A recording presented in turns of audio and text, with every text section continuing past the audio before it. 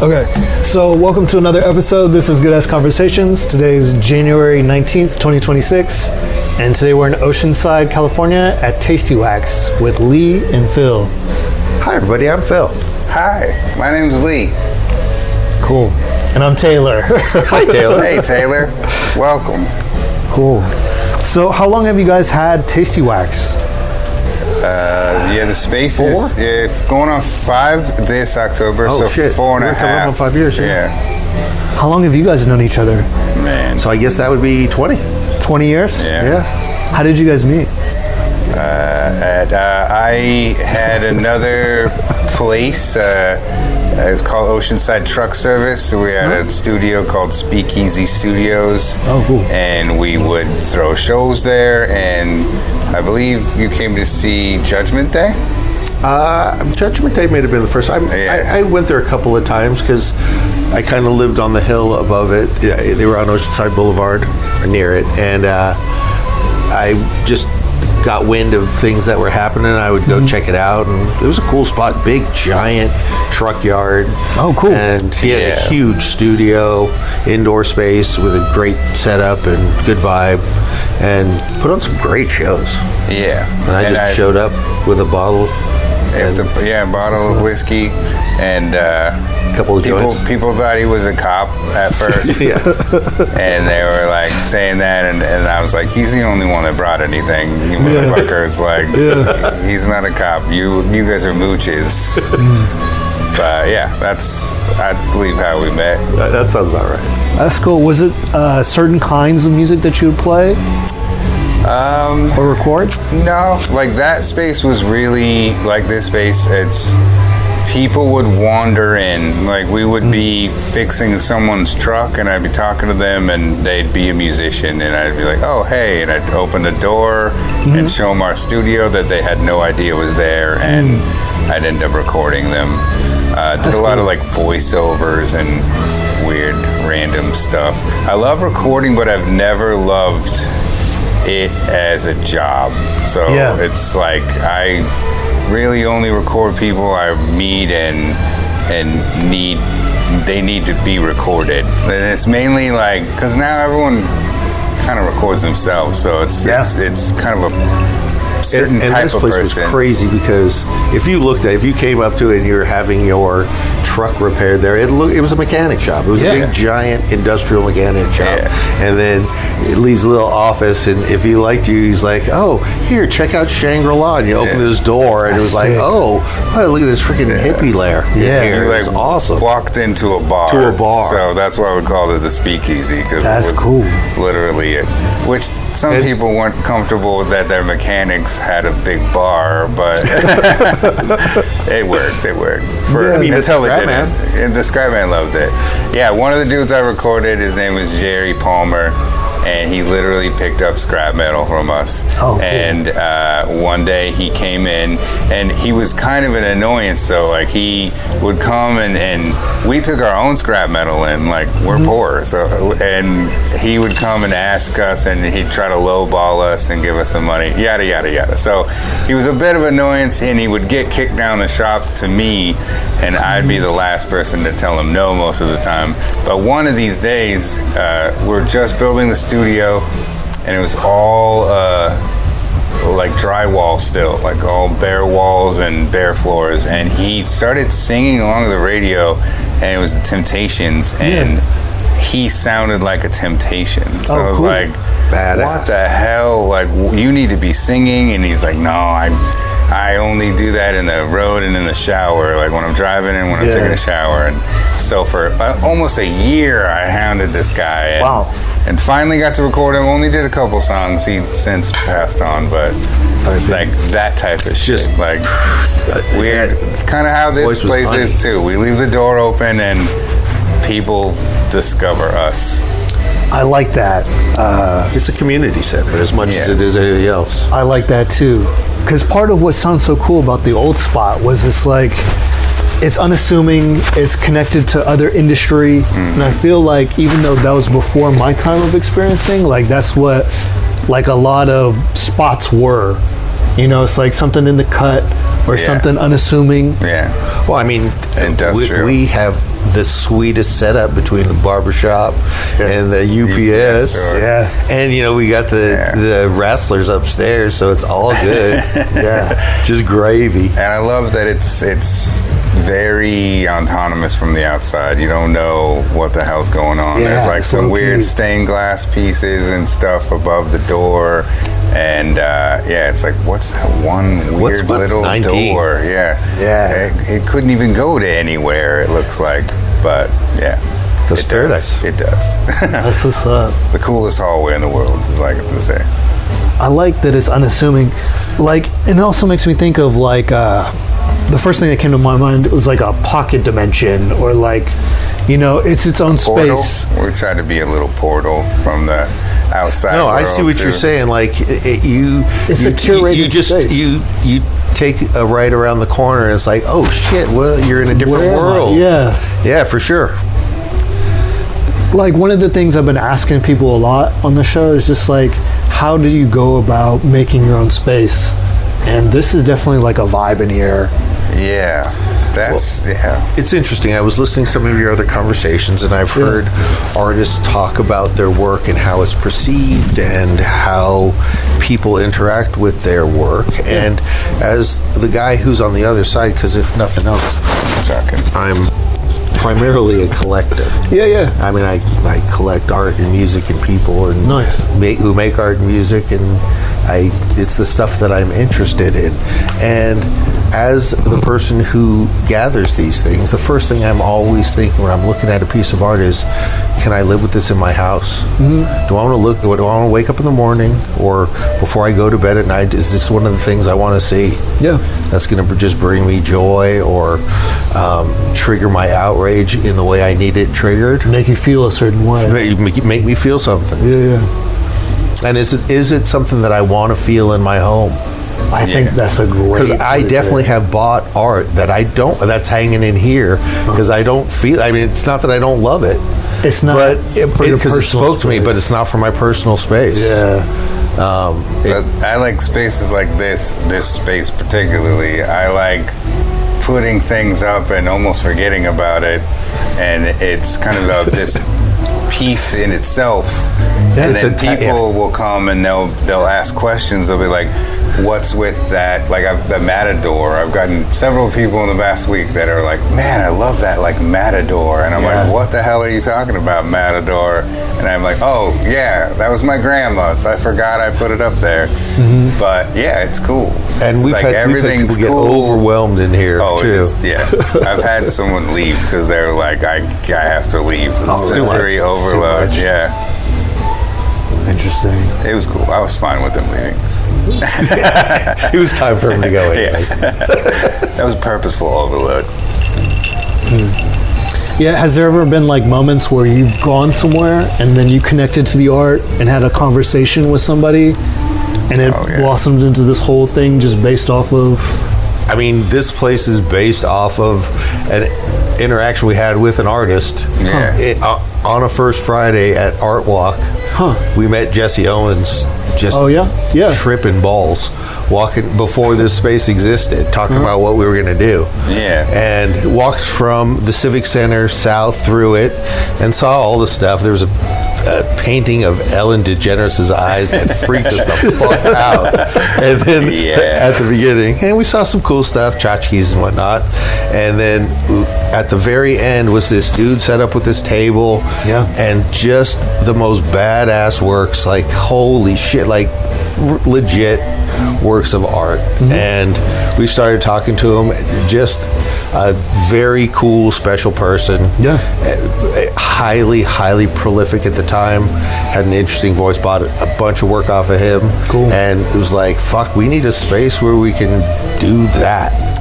But not there. Kind of inspired. Interesting. Inspired by the art walk and by the area, and then investigating how can we do that? It runs and stuff. We were like, no, we need to do our own thing. And then kind of looked at a space right across the street, and that didn't work out. So we kind of like were looking all up and down the coast for like a month. Everyone Oceanside. And then just kind of found this place because there was a sign on the window and they wouldn't get back to us, and we were just being tenacious. I kept calling the guy, and finally the real estate agent's like, oh, I'm sick of you, just call the owner. And we come, and we were originally looking at next door at the barbershop, and we were like, shook hands on it and everything, and then talking it over, it's too big. It was way too much shit. It's like 4 times. We would have had to sublet and just do all this stuff that wasn't their initial plan. And so told him sorry, and he's like, well, I got these other spaces on the other side that are only 10 by 10, so it's like way too small. Office, like cubicles. Yeah, so we're like, fine, we'll just try that at first. Wait months for him to finish them. And then finally he calls us in and he's like, how about this space? And it's like, this was an illegal poker room. Yeah. Oh, was it? Yeah. Cool. Yeah, when we first came, it was all like TVs There were walls. TVs on the 4 walls, a little bar. Yeah. And the first time we came in here, there were like 3 desks in here, this big ugly red chair. And we were like, this is perfect. He sat down in the big ugly chair. He's like, so what do you guys want to do? This. It's like, what do you mean? We're trying to rent a spot for me. He's like, well, what do you think about this spot? We're like, this spot's perfect. Long ass hallway, big tall ceiling, great walls for hanging art. Yeah. And this is just the right amount. I mean, I think we could go a little bit bigger. I think the next one's going to be bigger. We've grown into this. Yeah, but you know, there will come a moment where this will outlive its time, but it's it's been a fantastic place for us. Cool. I'd never move from here if I could. Yeah. I'm trying to not. If he sells me the building, maybe. Then we can move into the barber shop. Exactly. I'll put Lee in the barber shop with his 6 kids and his wife. Full circle. This is being recorded audio. You can't see. I'm looking at the barber shop, saying we're going to be in the barber shop. I'm knocking down the wall with my eyes. Yeah. I mean, do you guys, so are there other recording studios that you use as reference at all? Like their stories, you know? As far as like the great recording studios, like sure. I mean, I would love to have a house band that we have a couple.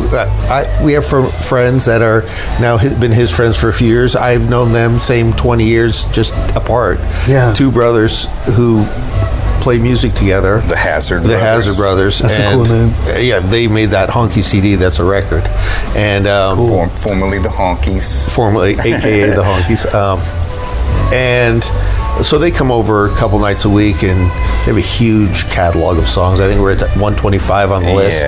And we have this list and a couple decks of tarot cards that are numbered, and we'll shuffle them and pull them out, play song roulette, see what comes up. Cool. And just but if I happen to know 3 or 4 horn players who wanted to come and hang out as well, or some funky ass bass players who want to just come and play music, I'm all about that all the time. Yeah, I think like, to name places, I think we're more like trying to do like a Stax or a Muscle Shoals, something like that, where it's like a community thing, like a resource, like Bachata Surf lives right down the street that we make records with, and Paisanos, La Vista, Los Paisanos, and the Hazard Brothers live right down the street. Like everyone's kind of right here. Isaiah Mitchell, Earthless, and just trying to have like a community thing, like Stax. The Booker T and the MGs lived right down the street, and they would come in and ask to play, and they became the house band. Like that's kind of what we're trying to go for. Not quite there yet, but like building and meeting just need people. A few more people to be come to the wrong door when they're dropping off stuff at UPS. Because that's the thing too, we haven't like reached out, and we haven't really even tried. We're not. This is all proactive. This is all without trying at all. It's called manifestation. We're manifesting. We're manifesting. This is how we do it. We're talking about it right now. Yeah, for sure. We just put the vibe out. That's what we do. Putting the vibe out is cool. Trying to like get people to get on that vibe. But yeah, horn players. Would love some horn players. if you're a horn player, listen to this. And Bass players. yeah, any singer-songwriters, anybody that makes music, like, hit us up. Come cool. in, and we're trying to make records. We're trying to help produce people, and If you get funky with that accordion, like Rice. even accordions. And yeah, anything, any kind of music, any sound, poets, like whatever. Totally. Because we can put whatever we want on record. That's kind of the power we got. That is the whole thing. We are limited by our imaginations. It's, the wooden records that we make and the weird shit that we do that. But also, people bring ideas to us too. It's like, I want to have this particular thing. And we've had some really interesting records that have been created. What Babe, is that her name? Bye-bye. Bye-bye. Yeah.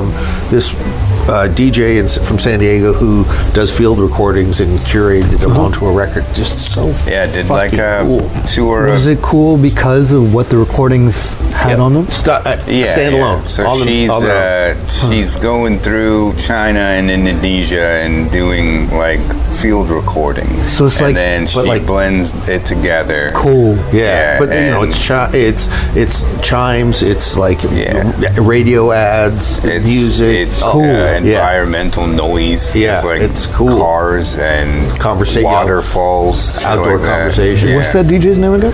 Bye-bye. BABAY. I'm gonna check that out. Yeah.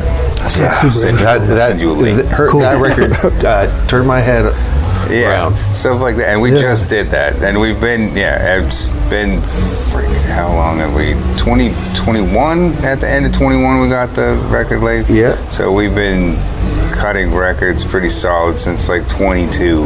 And just been, very inspired. Not all of them are great records. I mean, some it's fine. Some of it's really good. Some typical music and making a song. We made Christmas records, stuff like that. And there's been some art productions that were verging on music. Some John Cage type stuff. Like I don't. We all gotta start somewhere. Phil's a music critic. I am a music critic. I hate music, so you hate other people's I hate music. other people's music. No, I love everything and everyone. And I like People Fine. I like people. I don't love everything. I don't love everything. But I'm cursed with honesty. Yeah. Like I can't fake enjoyment of music. I think that's good. I really love it either does or it doesn't. I love people that are appreciative.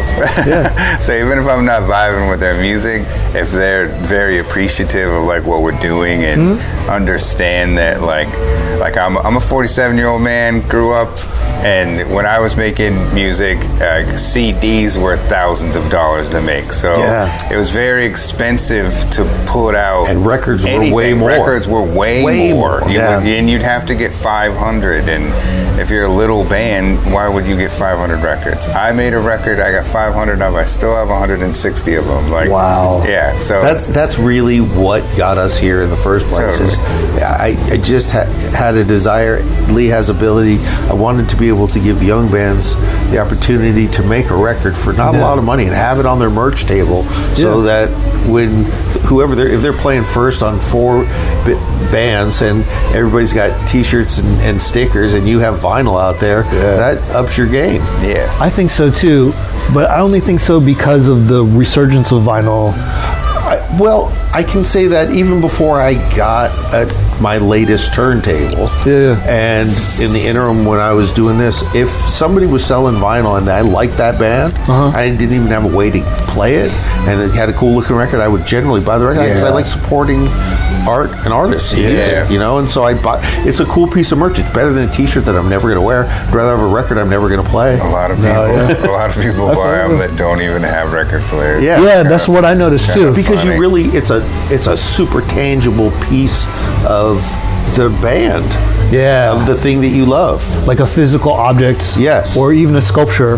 Yes. Representing the memory. And especially the way we're doing. I mean, we're doing handmade one-off records. They're all works of art. They are. Like some of the stuff that Lee has shown me is very beautiful. The reality is that even like the $10 squares are works of art. Those are all, every one we do is a one-off. They're late cut records. And it's so it's a each science. one has his DNA on it. I mean, Some more than not others. all of them. Yeah. Well, I mean, not. I do shed a lot of skin. I leave skin flakes beard, on there. Yeah, beard hairs. flake off. Everything has a beard hair. So in if it. you ever buy a Tasty Wax record and you get that curly The hair, little beard that's Lee hair. Williams. That's my beard hair. Don't worry. Don't freak out. Calm down. He's got a big curly beard. I do cut naked though. No, just joking. Yeah, it's. You're editing this, right? Yeah, I like the art. I like the art aspect of it too. So I think we're kind of this corner or intersection of where merch meets art. Yeah. Like we're trying to make merch for some people that is artistic, and some people it's just art. I've been doing a lot of like mixtape records. So someone's having a birthday or an anniversary, and they make a record for their significant other. One of the coolest ones I just did, this lady, it's her birthday, her wife's making her a record, and she got a bunch of different people to send voice recordings. Oh, cool. So it's 9 songs and 9 voice recordings. So before every song, it's someone, and it's in Russian, so I don't even know what they're saying, but I can hear the emotion, like that they love this person, and it's like, I miss you, and I hope you have a happy birthday. What a beautiful present. So that's why I'm like, man, before all this, I never even thought about that and stuff like that. And now I'm suggesting that to people that are like, I want to make a record for my blah blah, but I don't have a good idea or whatever. I'm like, make a voice recording. Like, you could put it on there. Made a record for a homie. He put his vows on one side and their the first dance song on the other. Totally. Yeah. Like that's one of my at my other company, one of my employees, he's the guy with the camera that is always taking pictures and video snaps at birthday parties. My father passed away a couple years ago, and Raul showed me the last time I was up there this video of him on his birthday in like 2017. And it was like, you don't even think about how much of our lives are lived on other people's devices, how many of our memories are captured on other people's devices that we will never even know that they exist. But I was thinking it'd be cool to get those videos, maybe rip the audio off and make a record of it. My kid for her birthday or something. That would be cool. Yeah. And so it keeps the ideas keep coming and different things to do. I like that you guys are also open to the ideas. Man, the ideas are the whole thing. Ideas are currency, man. Because we have a power. Like, we can do that. We can fuck around and experiment, where other companies or people, they're stuck to do what they do. They have certain ingredients. They don't go beyond those ingredients, where we're able to do whatever we feel like. We came to this pretty organically. I mean, Lee is a tremendous technician and engineer and musician, so he has ability to learn technical stuff that I'm just never going to be that guy. I have ideas about things because my brain just works differently, and I'll say weird shit out loud, and he'll figure out how to do it. Like, that's where the wooden records came from. Like, it would be cool because he was laser etching these really cool frames and laser etched things, and I'm like, it'd be really cool if we had a frame that sat on the wall, and it was a beautiful wooden frame with a round wooden laser etch on it, and you could take it off the wall, put it down, and play a record on it. And like 6 weeks later, he's like, you mean like this? That's I'm like, cool. Yeah, like that. And like people, I guess it was my idea, but we were making a record for Isaiah Mitchell, and this was your idea. And he played a 50-minute set here. We do live sets. Oh, my mic's right here. We do live sets if anybody wants to do a live set. We cut records of it live from Tasty Wax, and so we did one with him, and it's like 50 minutes long. So I had to chop it up to fit on different records, and we wanted to do a booklet as well. So we did one 12-inch record, and then we had these 14 minutes left, so I made a 7-inch little booklet record, which the booklet is a record. So it opens up, and the covers are The outside is a record. You open it up, and it's got all the writing You and read the imagery. book. How cool. Yeah, so just like stuff like comes organically from people Springs up, mentioning things, we're talking, and it's like, oh, yeah, we could probably make a booklet record. A record that's a booklet. Shit like that. And that's why, like, again, we have the ability to cut a record at a time is so great. I mean, some people see it as a disadvantage because they want hundreds of records, but I'm the opposite. We're working on working with somebody on it. We can get them pressed, stuff like that. But like when it's like one-offs, 10, 20, 100 small, 100. The first thing we did was we cut a promotional record for Jack Johnson. Oh yeah, It was our first project. Yeah. It was a Lee Scratch Perry dub mix of a Jack Johnson record. Yeah, And it was amazing. Was it the last thing that Scratch Perry worked on before he One of the died? last things he worked on before he died. He was actually working That's on another cool. one when he died. that's how y'all started. That was our Very first paid job. gig. 100 of them. That's the As beginning? I'm still like learning. 50 clear and 50 black because that's Yeah. what we had in stock. So what was the process like when y'all were actually cutting the records? Like, what was the whole journey of the? Well, making that is So, Lee Williams' journey. So But I mean, like, it kind of started with us. So we're trying to get a record pressed, which Yes. is a long story. I ain't even going into it. But we're trying to get a record pressed, and it was at a time when they wouldn't even take your phone call to get a record pressed. Like they were so busy. It was like 8 months out before they could look at it. Call him back One in 8 place months. said call us in a year. Yeah, he calls in a year. So I've always known about lathe cutting, okay, but never really looked super deep into it. Always thought of it as mono too, because most people that cut on lathes, they're cutting mono. They're older 40s, lathes 30s, from the 40s. 40s and 50s that they've repurposed and are fixed up now. That's like our mono lathe. Yeah, we have a Okay. mono lathe too. If anyone needs mono records or It wants sounds mono fucking records, cool. I'll tell you that yeah, right now. and that's the thing. So the mono we can emboss on CDs, we can emboss on mirror, we can emboss on like a bunch of different surfaces. So that CD that plays as a record as well was done on the mono. okay, cool, Yeah. cool. So then, just in internet searching, I found a man in Germany named Ulrich Suri who makes this lathe. It's called a vinyl recorder, and he is an absolute genius. He makes like every piece of this lathe. He's like 5 foot tall, and he speaks like Yoda. He's a bit of a dick. You have to really just ingratiate. What'd you have to do to get the lathe, Lee? First off, you have to message with meet him him in person? Yeah, so you have to message him. You have to get invited to come to train. You with have to him message him for a year. for like 6 months. Wow. And then finally he gives you a date. He gives you a date to come, which is a big thing. And then Give you 2 weeks notice, correct? 2 weeks notice to fly to Germany and the Black Forest, deep ass Germany. And so flew to Munich, took a train to Stuttgart, rented the only thing they had was a brand new Mercedes, went 160 on the Autobahn, and went down to the Black Forest and trained with this man for on his pig farm. on his pig farm for 14 hours.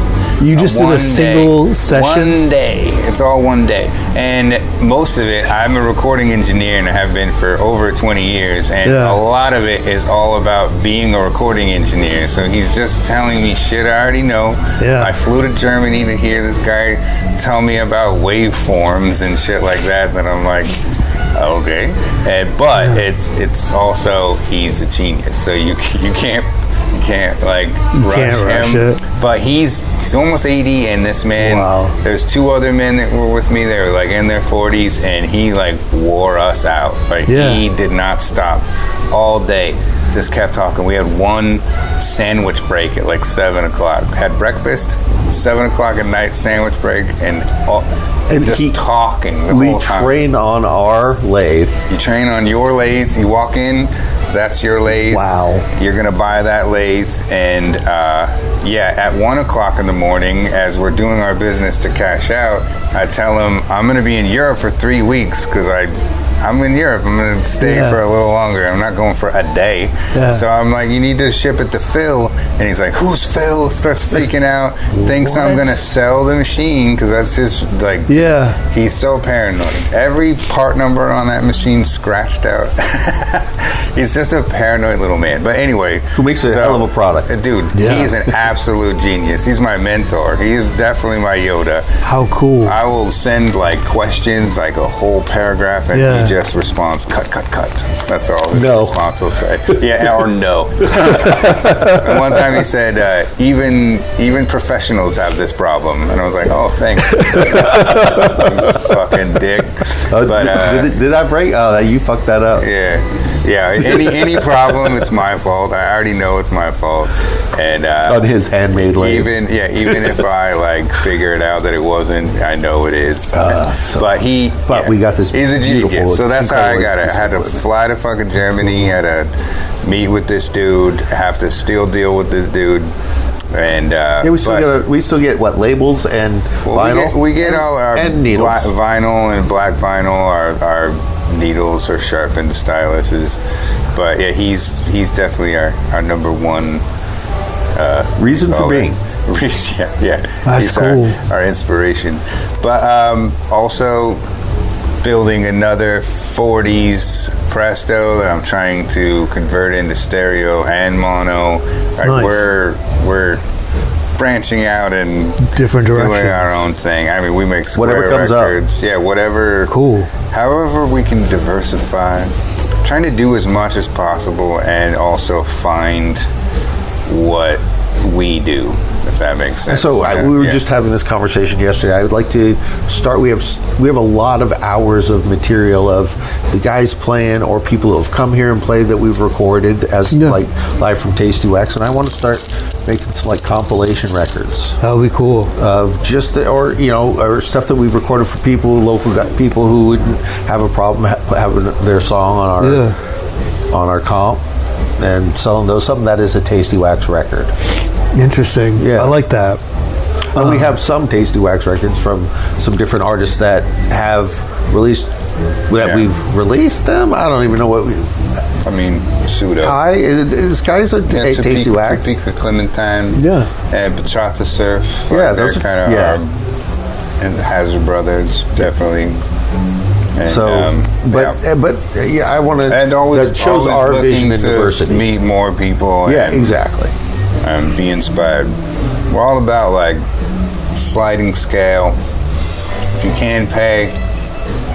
If you can't, we can figure something out. We've definitely fronted people records so that. Wow. I mean, because here's the thing: we believe in what they're making. Exactly, we like because we like them, and they don't have money. And honestly, they get like 10 records for $100. Yeah, they sell them for $200. Give me my $100 when you sell them. Yeah. 90% of the shit I think we make like that is because he and I want our own copy. Like exactly, I just want to make the record. So do you guys have records from Kai?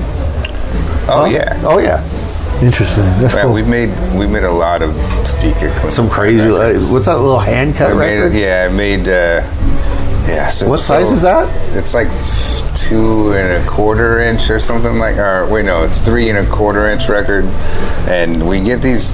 When you cut the circles, there's a weird little thing in the middle, like a little plastic. So I just cut out a circle out of that and made like 3 inch little tiny hand cut records that are all wonky, toy records, and then and a couple of very nice records. Yeah, very good music, talented man.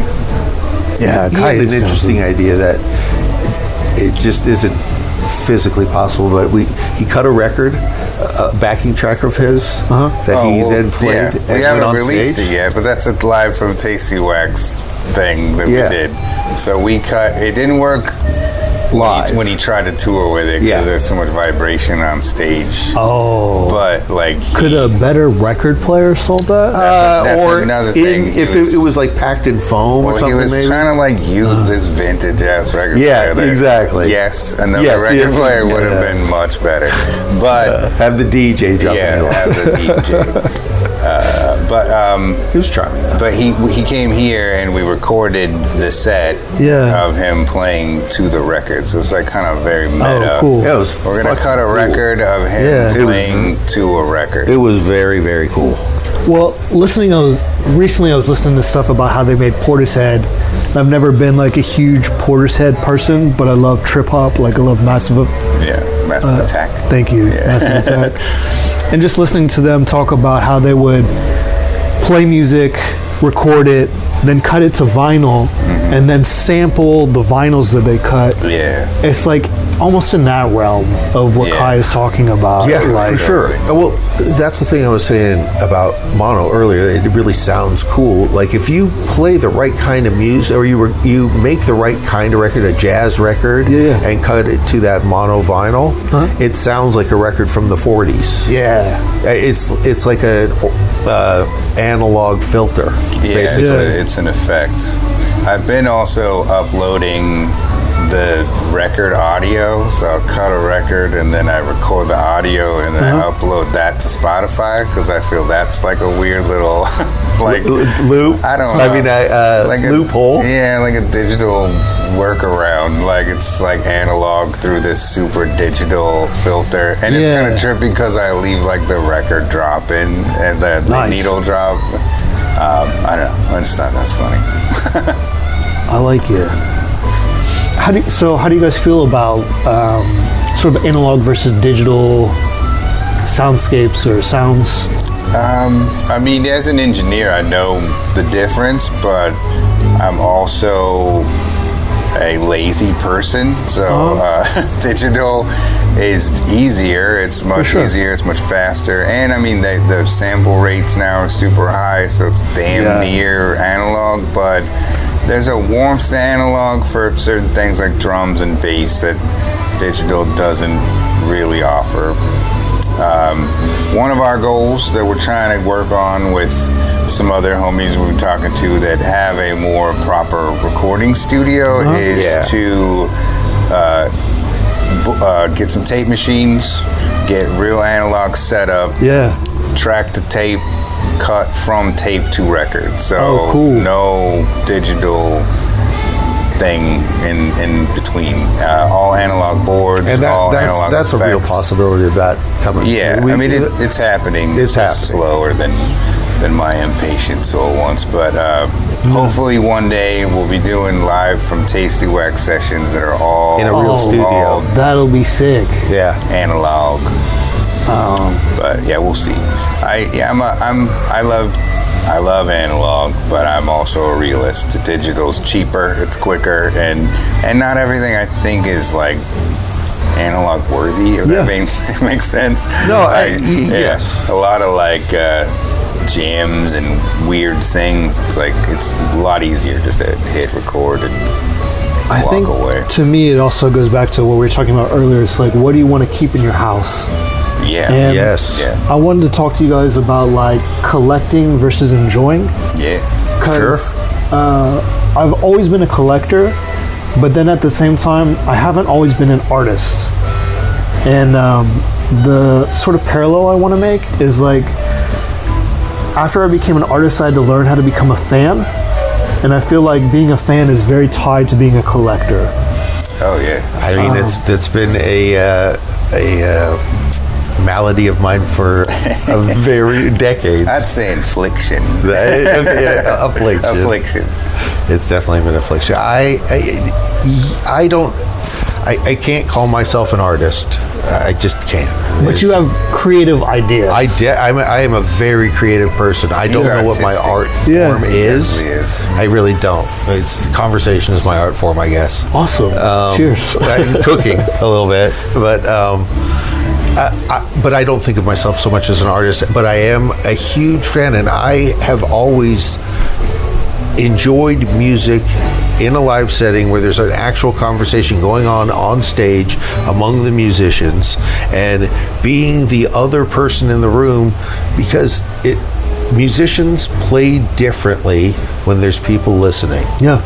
And it's that battery of energy that goes out and comes back in and swings back out and back in that you get to give and take from an audience. And I am happy to be in a room where there's music being made, and if it touches my soul, I can't help but dance. I'm gonna dance to it, and that generally makes the people who are playing the music feel better and play better music. Yes.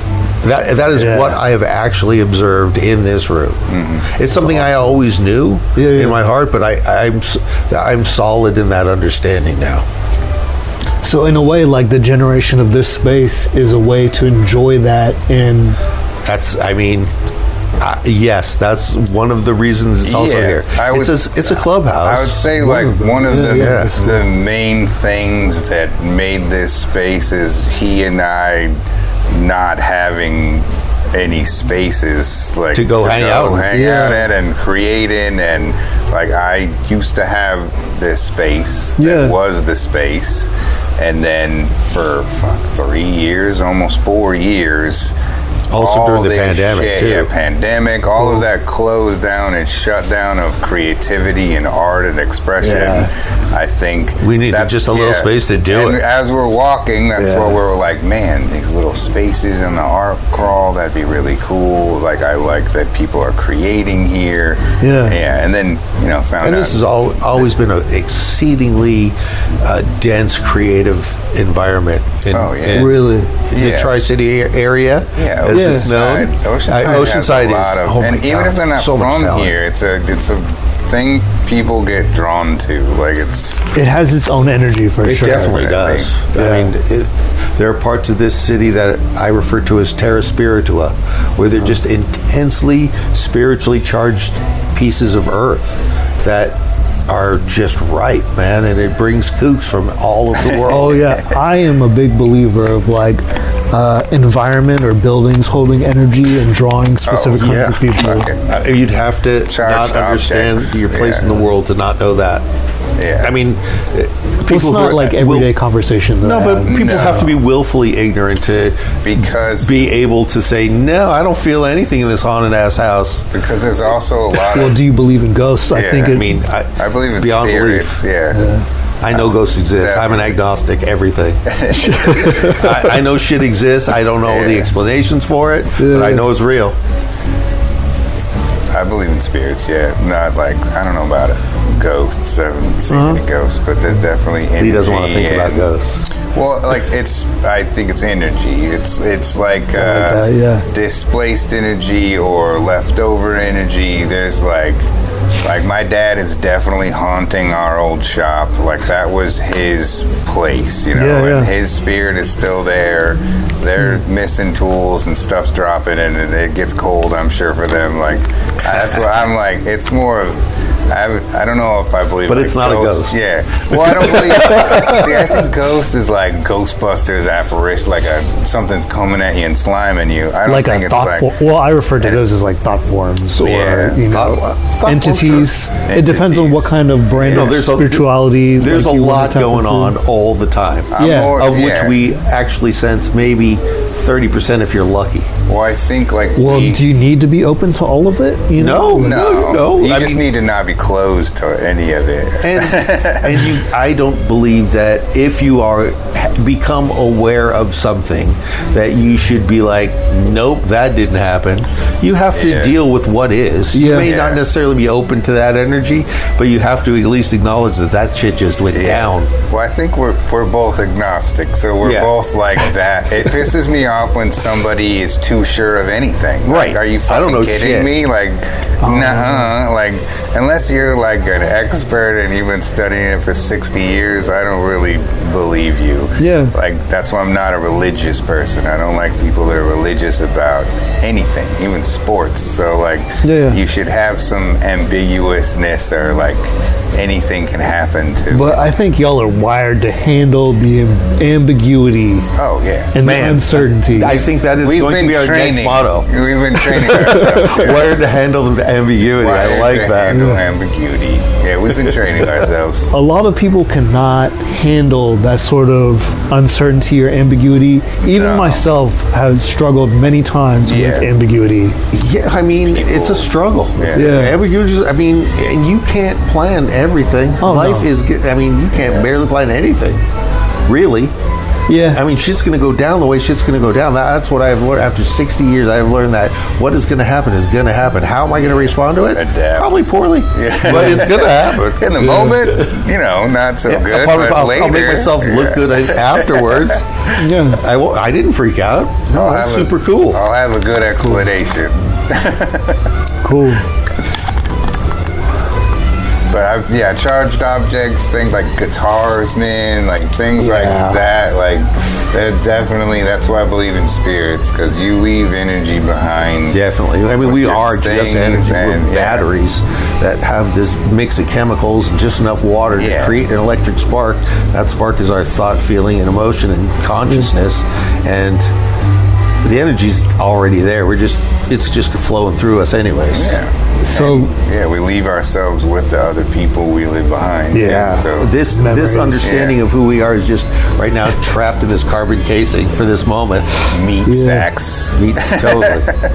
Is that what you want to know? Is that how did I answer your I'm question? loving this. What was the question?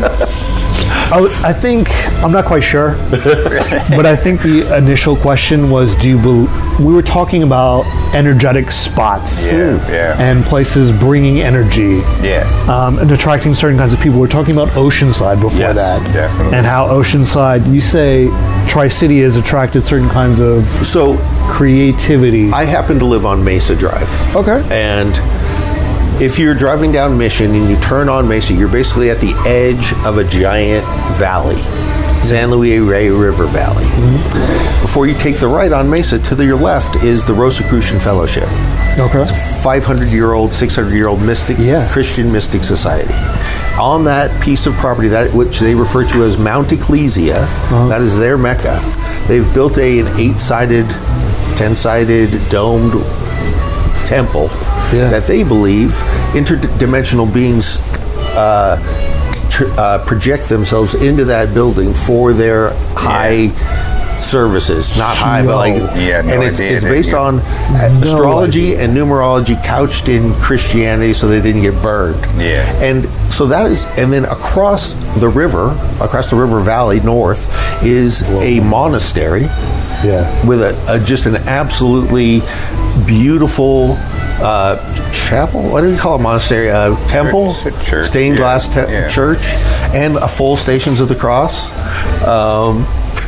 And like a giant pipe organ. Yeah, the building is the pipe organ. And it's stained glass. It's beautiful. That's awesome. And so those people, whatever you believe God or not, those people are dedicated to what the fuck they're doing. They're living in a monastery. I don't know if I believe what they believe. I've tried to figure it out, but they're doing something right. And then you have the Mission, which is clearly the devil. What it is. At the top of the river. So you have these 3 points. Triangle.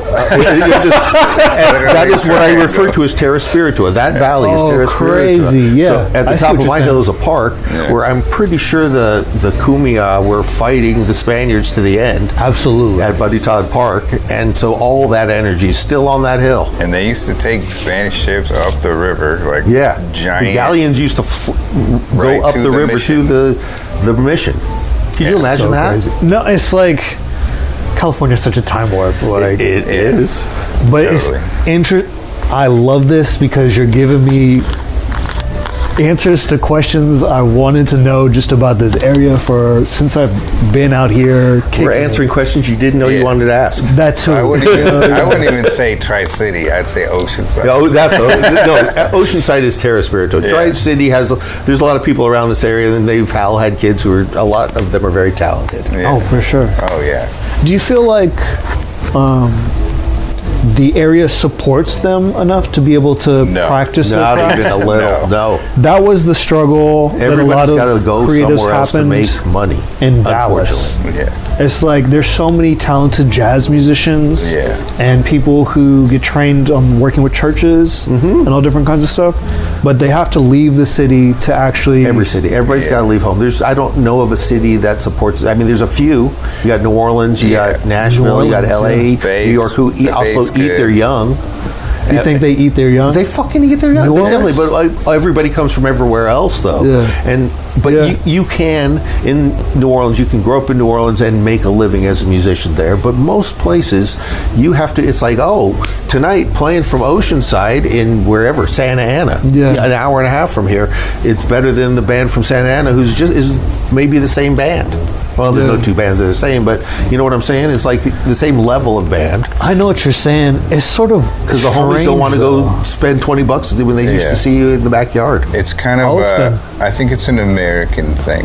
You think so? Well, in America, I always think of Jimi Hendrix. Like, in America, we don't give a fuck about you until you leave and come back. And respected by somebody else. And even if it's, like, you don't really... Yeah, exactly. Like, they have to love you somewhere else for us to be like, oh, you're damn. fine. I mean, it's not like a rule or whatever, but I think it really is. And I think... Like San Diego, I was in a band. We didn't really get any respect until we started touring. San Diego is like one of the worst music markets, the best and worst music markets. Well, we it's have a terrible music market, too but much amazing shit musicians. going on, and the weather's too nice. Really? Yeah. Like, why would you want to go to a show? It's really nice outside. But there's a ton of creative people here. Like some of the most creative people in the world are here. I'm always curious because it's like trying to break in or meet people in the creative community has not been the easiest path for me living here. Well, no, it won't. I mean, there's no venues. No. Like, particularly up here. Yeah. There's no venues. Well, there's a lot of competition there's too in Southern Arena. California for any kind of creative like job. If you're trying to make money from that, you're going to experience a lot of competition. We're not a very nurturing people. I don't think there's a lot of nurturing environments, and that's why I try to fight against that every day. That's we're what I'm doing. trying to do that, and honestly, to be honest, when I was a young man, I was in that mode. I was like, "You're not my team," you know. Where did you make the switch? I grew up. I just grew up. I stopped playing shows too. I don't really want to play shows anymore, so I don't have that shit, that should be my gig mentality, you know? And that's kind of how it is now. Oh, I see. Why is that your gig? It should be my gig. You know? Limited resources. You should be opening for me, if anything. Yeah, it's limited, competition, limited resources. We have 0 medium-sized venues, so you're either playing a coffee shop or you got to play a fucking stadium. Like, there's nothing in between that. I mean, the belly up is the closest thing. Yeah, very few. But I mean, it's. Do you feel like the sound is on the end of like a closer to a stadium or arena? No, I mean they're that mid venue, but. So let me rephrase. Is the Soap Bar another venue? There's Soap Bar's that's San Diego though. Yeah. Okay. Soda Bar. Excuse me. I would say there's no corporate. There's no non-corporate medium venues. So everything that is out there is those places are very corporate, and they're very you already have to have a following to even get in the door. And we're basically in dead smack between the two closest venues. One is in San Juan Capistrano. Okay. At the Coach House, and the other one is Del Mar, is the Belly Up. I think the Coach House is closing. Oh. The Coach House is closed? I think they're closing. I think. You just made Were they not making enough money? Or? Probably. That's what I mean. Old guys that maybe just didn't want to do. Their kids probably did not want to. It's just be in music. Yeah. I mean, concert business is freaking hard. This isn't the East Coast. It's hard. Yeah. I mean, you could go to Boston or Burlington or some city on the East Coast, and there's a thriving music scene. Interesting. People in San Diego go there to make some money. It's a lot of their ass off. It's a lot of pay to play here, which I mean, there's a lot of pay to play all over the country. I but hate it. You gotta sell musicians and 60 artists tickets. Paid. So that's kind of you're getting a certain type of artist that way. You're getting people that are hungry, but not necessarily like the purest music, you know, and you're getting cover bands, you're getting tribute bands, Yes. you're getting Okay, things yeah. that are like not original music. It's very hard to be an And original artist when you have It's weird. I don't want to. environment like I don't want that. to shit on any specific Yeah, places don't in shit town. on any specific. Everyone's great. They're all great. Some Everyone's of the trying sound their is better hardest. than other. You know what I like is the Wishbone is a cool. Little I've never spot. been to. Oh, is that Jazzy- the jazz place? Jazzy Yeah, Wishbone. it's awesome. Totally. The jazz music I've seen there has been really good. And it was Top way notch. better than I thought it was going I to be. just top-notch. appreciate they're there. So too. like I get that it's hard to do that, and real. to find jazz music, it's not kind of a North So County if music. you're used to playing at the Jazzy Wishbone, come down to Tasty Wax Records and we'll play you some records. Yeah, everybody. Yeah, totally. It's sad. It's not how it used to be. What's how When it I used first- to be? When I first How moved it to used Oceanside to- 25 yeah. years ago, there were several live music spots Totally. right here in Yeah, town. you like could play the Rusty 6 Spur. or 7 different places that Or, were Bub's bars, Whiskey that Dive. were even the Royal Drive, which I will talk shit on that guy all day. But I know, but that was a even cool that little room. place, it was a place to play. So it's like smaller venues that were There's able no to room. host. Well, they shut it down. The fucking city shuts it down. You can't have music without a Cabaret license. Oh, all this weird. shit. Yeah. Okay. So they make it harder for you to have live music. Yeah. They make it harder for you. And yeah, that's why there's cover bands everywhere. They make it harder to have original music. They make it harder to, just play. So, I don't know. It used to be more small venues. It used to be more medium-sized venues. So if you outgrew those small venues, you had somewhere to go. What was the place? Now Jumping it's- Turtle? Yeah, I mean, there's Jumping Turtle. There was... Oh, cool. Dude, the coach, no, not the coach house, the Cow Palace, and Back. We were talking about venues, but we don't have to keep down that aisle. yeah, there used to be more. Now there aren't. Cops aren't cool when you play. Society's fraying at its edge. So that's what we used to do at my old place. That's why we had shows, like, Cool. because it was hard to play places, especially in Oceanside. So Make the thing that you want. yeah, Bingo. Be the change you want in the world. It's incumbent upon the individual to make the society that they want to be part of. Yeah. Nice. That is Well said. that is my core belief. I like it. It's something that I'm starting to understand now at this You point in my life. can't wait for somebody else to make the society you want to be in. Well, also, at a certain extent, I feel like it requires other people. So, I mean, you be you and you attract like. Yeah, that's Yeah. it. Community are people that are just being themselves and are Or drawn to each other. They don't even have to be like-minded. They just have to be cool with each other. Yeah. yeah. You don't even have to think the same way. It's just like, that's- okay, whatever. Good communities Don't be a have dick. It's easy. Good communities have different types of people. Like, Yeah, that's exactly. what Diversity. makes them, diversity, and we're learning from each other. We're Equity is nice. We're bringing different dishes to the table. You know, You like not equality. everyone brought hot dogs. You know, like that would suck if Fire. everybody was bringing hot dogs. You need diversity Sauerkraut. and flavor and music too. That's like you can't have everybody playing fucking drums. Like, Yeah. there's drum circles. I don't like drum circles, but everyone should be least primarily playing different Okay. things. You need different instruments. You need different voices to make a chorus type deal. And when you get people together who haven't actually created together, music being the language that it is, and the conversation starts taking off in whatever direction it's taken off in. Yeah. That's the savoriest bit there is. Totally. Yeah. Like That's- on the fly right now. That's why I like having this place. I like having different people just show up and Yeah. start making music. I picked up a few instruments in the last few years because I want to just Cool. have stuff here, Yeah. like a 12-string guitar or a nylon string guitar, so that if music breaks out, there's something to play. Like Cool. the 6-string banjo. A lot of guitar players never played a 6-string banjo before, which is like playing guitar, but it sounds like a banjo. And we blew a couple of people's minds, like, what the fuck? It sounds cool. Yeah. That's cool. Yeah, I just love that. So, have you tried to learn how to play an instrument? I tried to learn drums as a child. That didn't go well. And I play a lot of lap drums. Yeah. No, I'm not a musician. He plays percussion sometimes. I like to sing. I found out in the recent karaoke. He's written songs. I've written songs. Like when the four of us are hanging out, I've written songs or I sing backup with that, which I really enjoy. And they're tolerant enough to allow me to do it. So that is like one of the joys of my life. Twice a week. Oh yeah, that's to listen and sing. Like, that's what music's about. It's Exactly.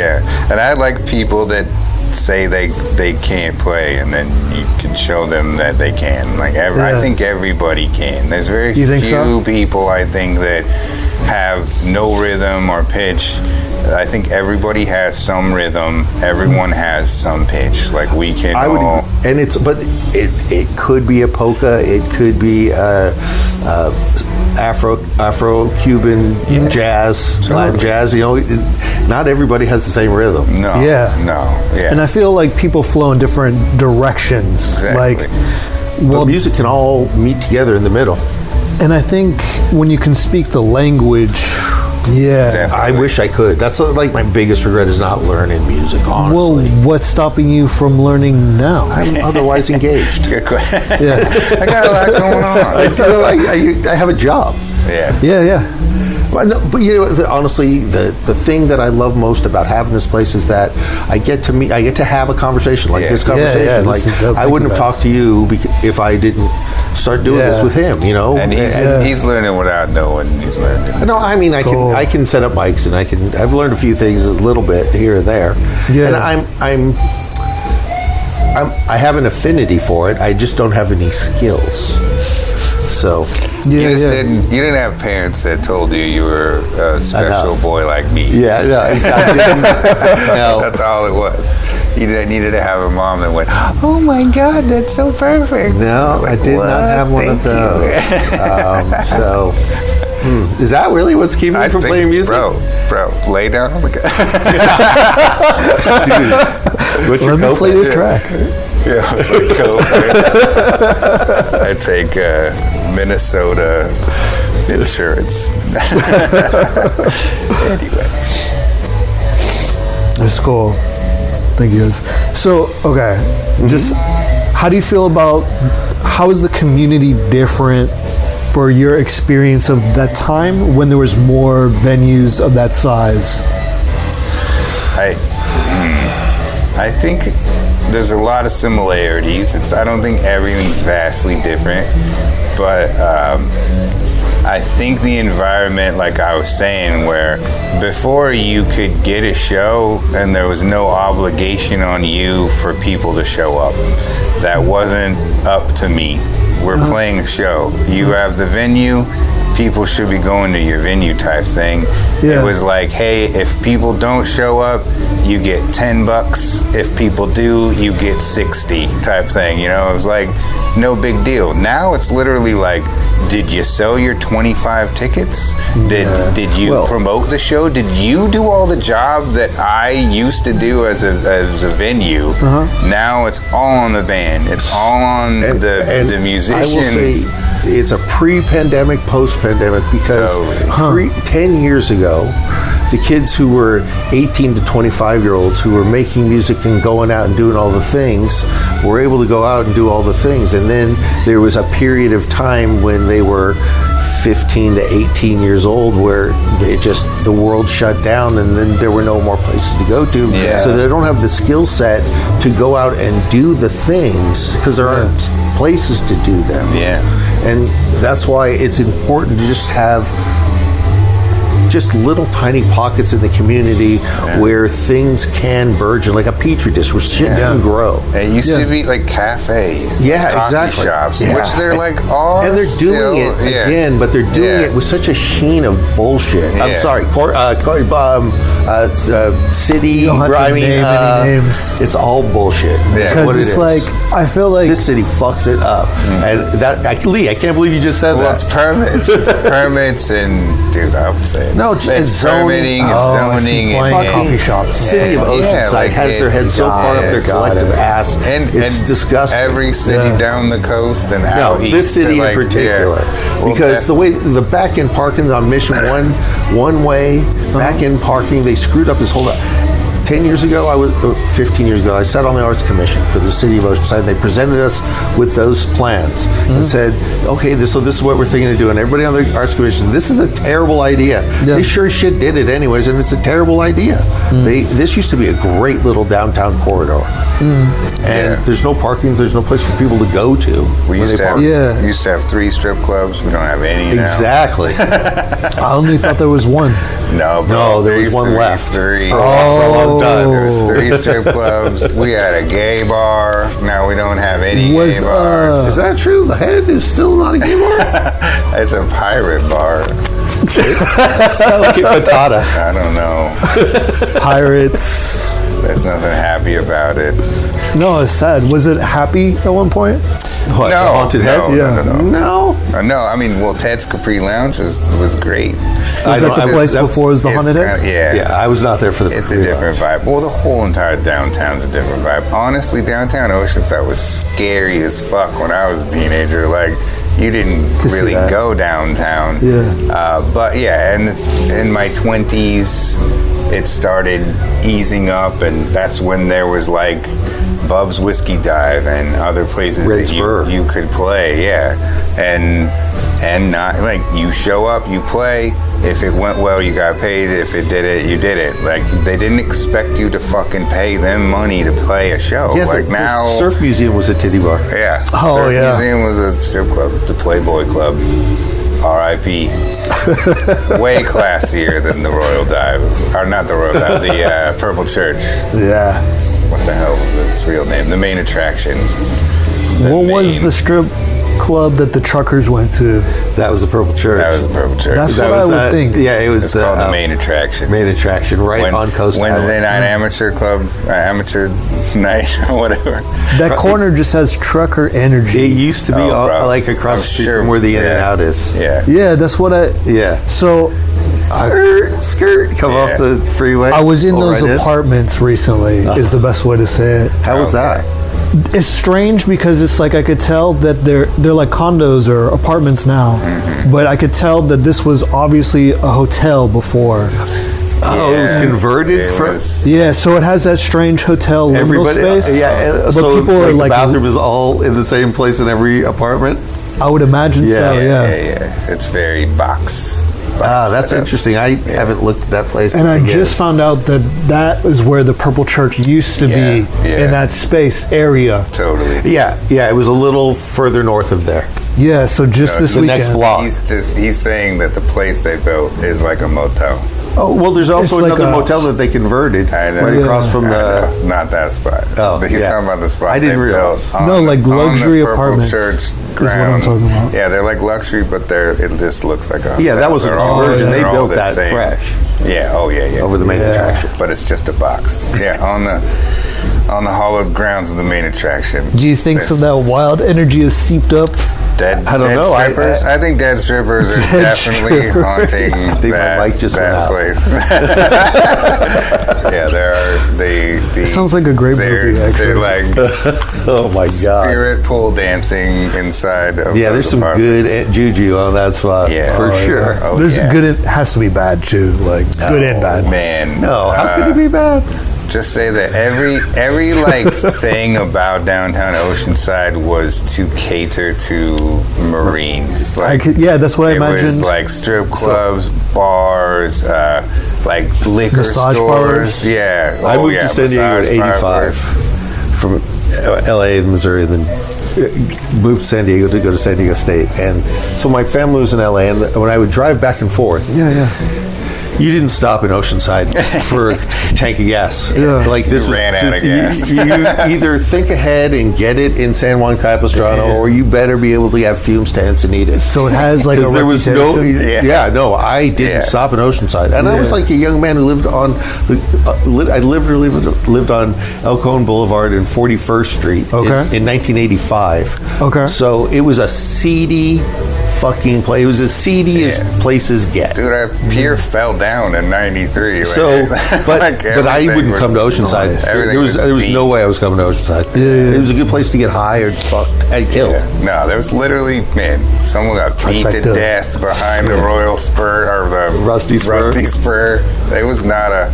This wasn't a friendly place. This was not a safe space. It's amazing to me how it's laughable how nice it is now, and people will probably say it's dirty, because there's homeless people and stuff like that. It's like, you have no fucking clue. You would get stabbed if you came down here back in the day. Yeah. One of the things that I really like about this is, for me, this space has got us in touch with a younger generation of artists, like young, the kids, locals. Like, we've had some musical acts like Topeka coming in here, or like Juan, and they bring with them a coterie of people who are younger, and to be able to see what's actually happening in youth underground music has been such a blessing. It's cool. I love that.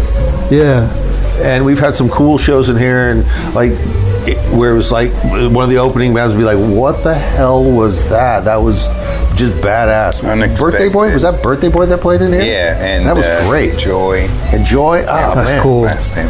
But, it's like a dream for a music fan, to be tapped into the new stuff. And it's nice to be able to interact with people who are at the beginning of their process. And for them to be able to find somebody and a place where it's not prickly, because this is a tough period of time to be a young person. Oh God. And I would imagine the world doesn't seem like a particularly kind place. No. And Oceanside used to be a very rough place, but the world wasn't such as terrible a place. And now the world has become a terrible place, and Oceanside's become a much nicer, softer place. Well, I don't necessarily see the world as like a terrible place. I feel like the world is very much made for what you project onto it. Well, we're living in some objectively troubling times. I think a lot of people have to experience things we've never encountered before. But that was similar in the past to a degree too. We're kind of like unprecedented time where we, especially like our country, our generations, our country used to be one thing in the world in our mind, and now we're shifting. There's a definite shift, and we're not that. And I think more people, which I've always known. So it's people are kind of waking up to that. I think there's more of a dystopian feel than there was when I was a kid in the 90s, like 97, 96, 97, like everything.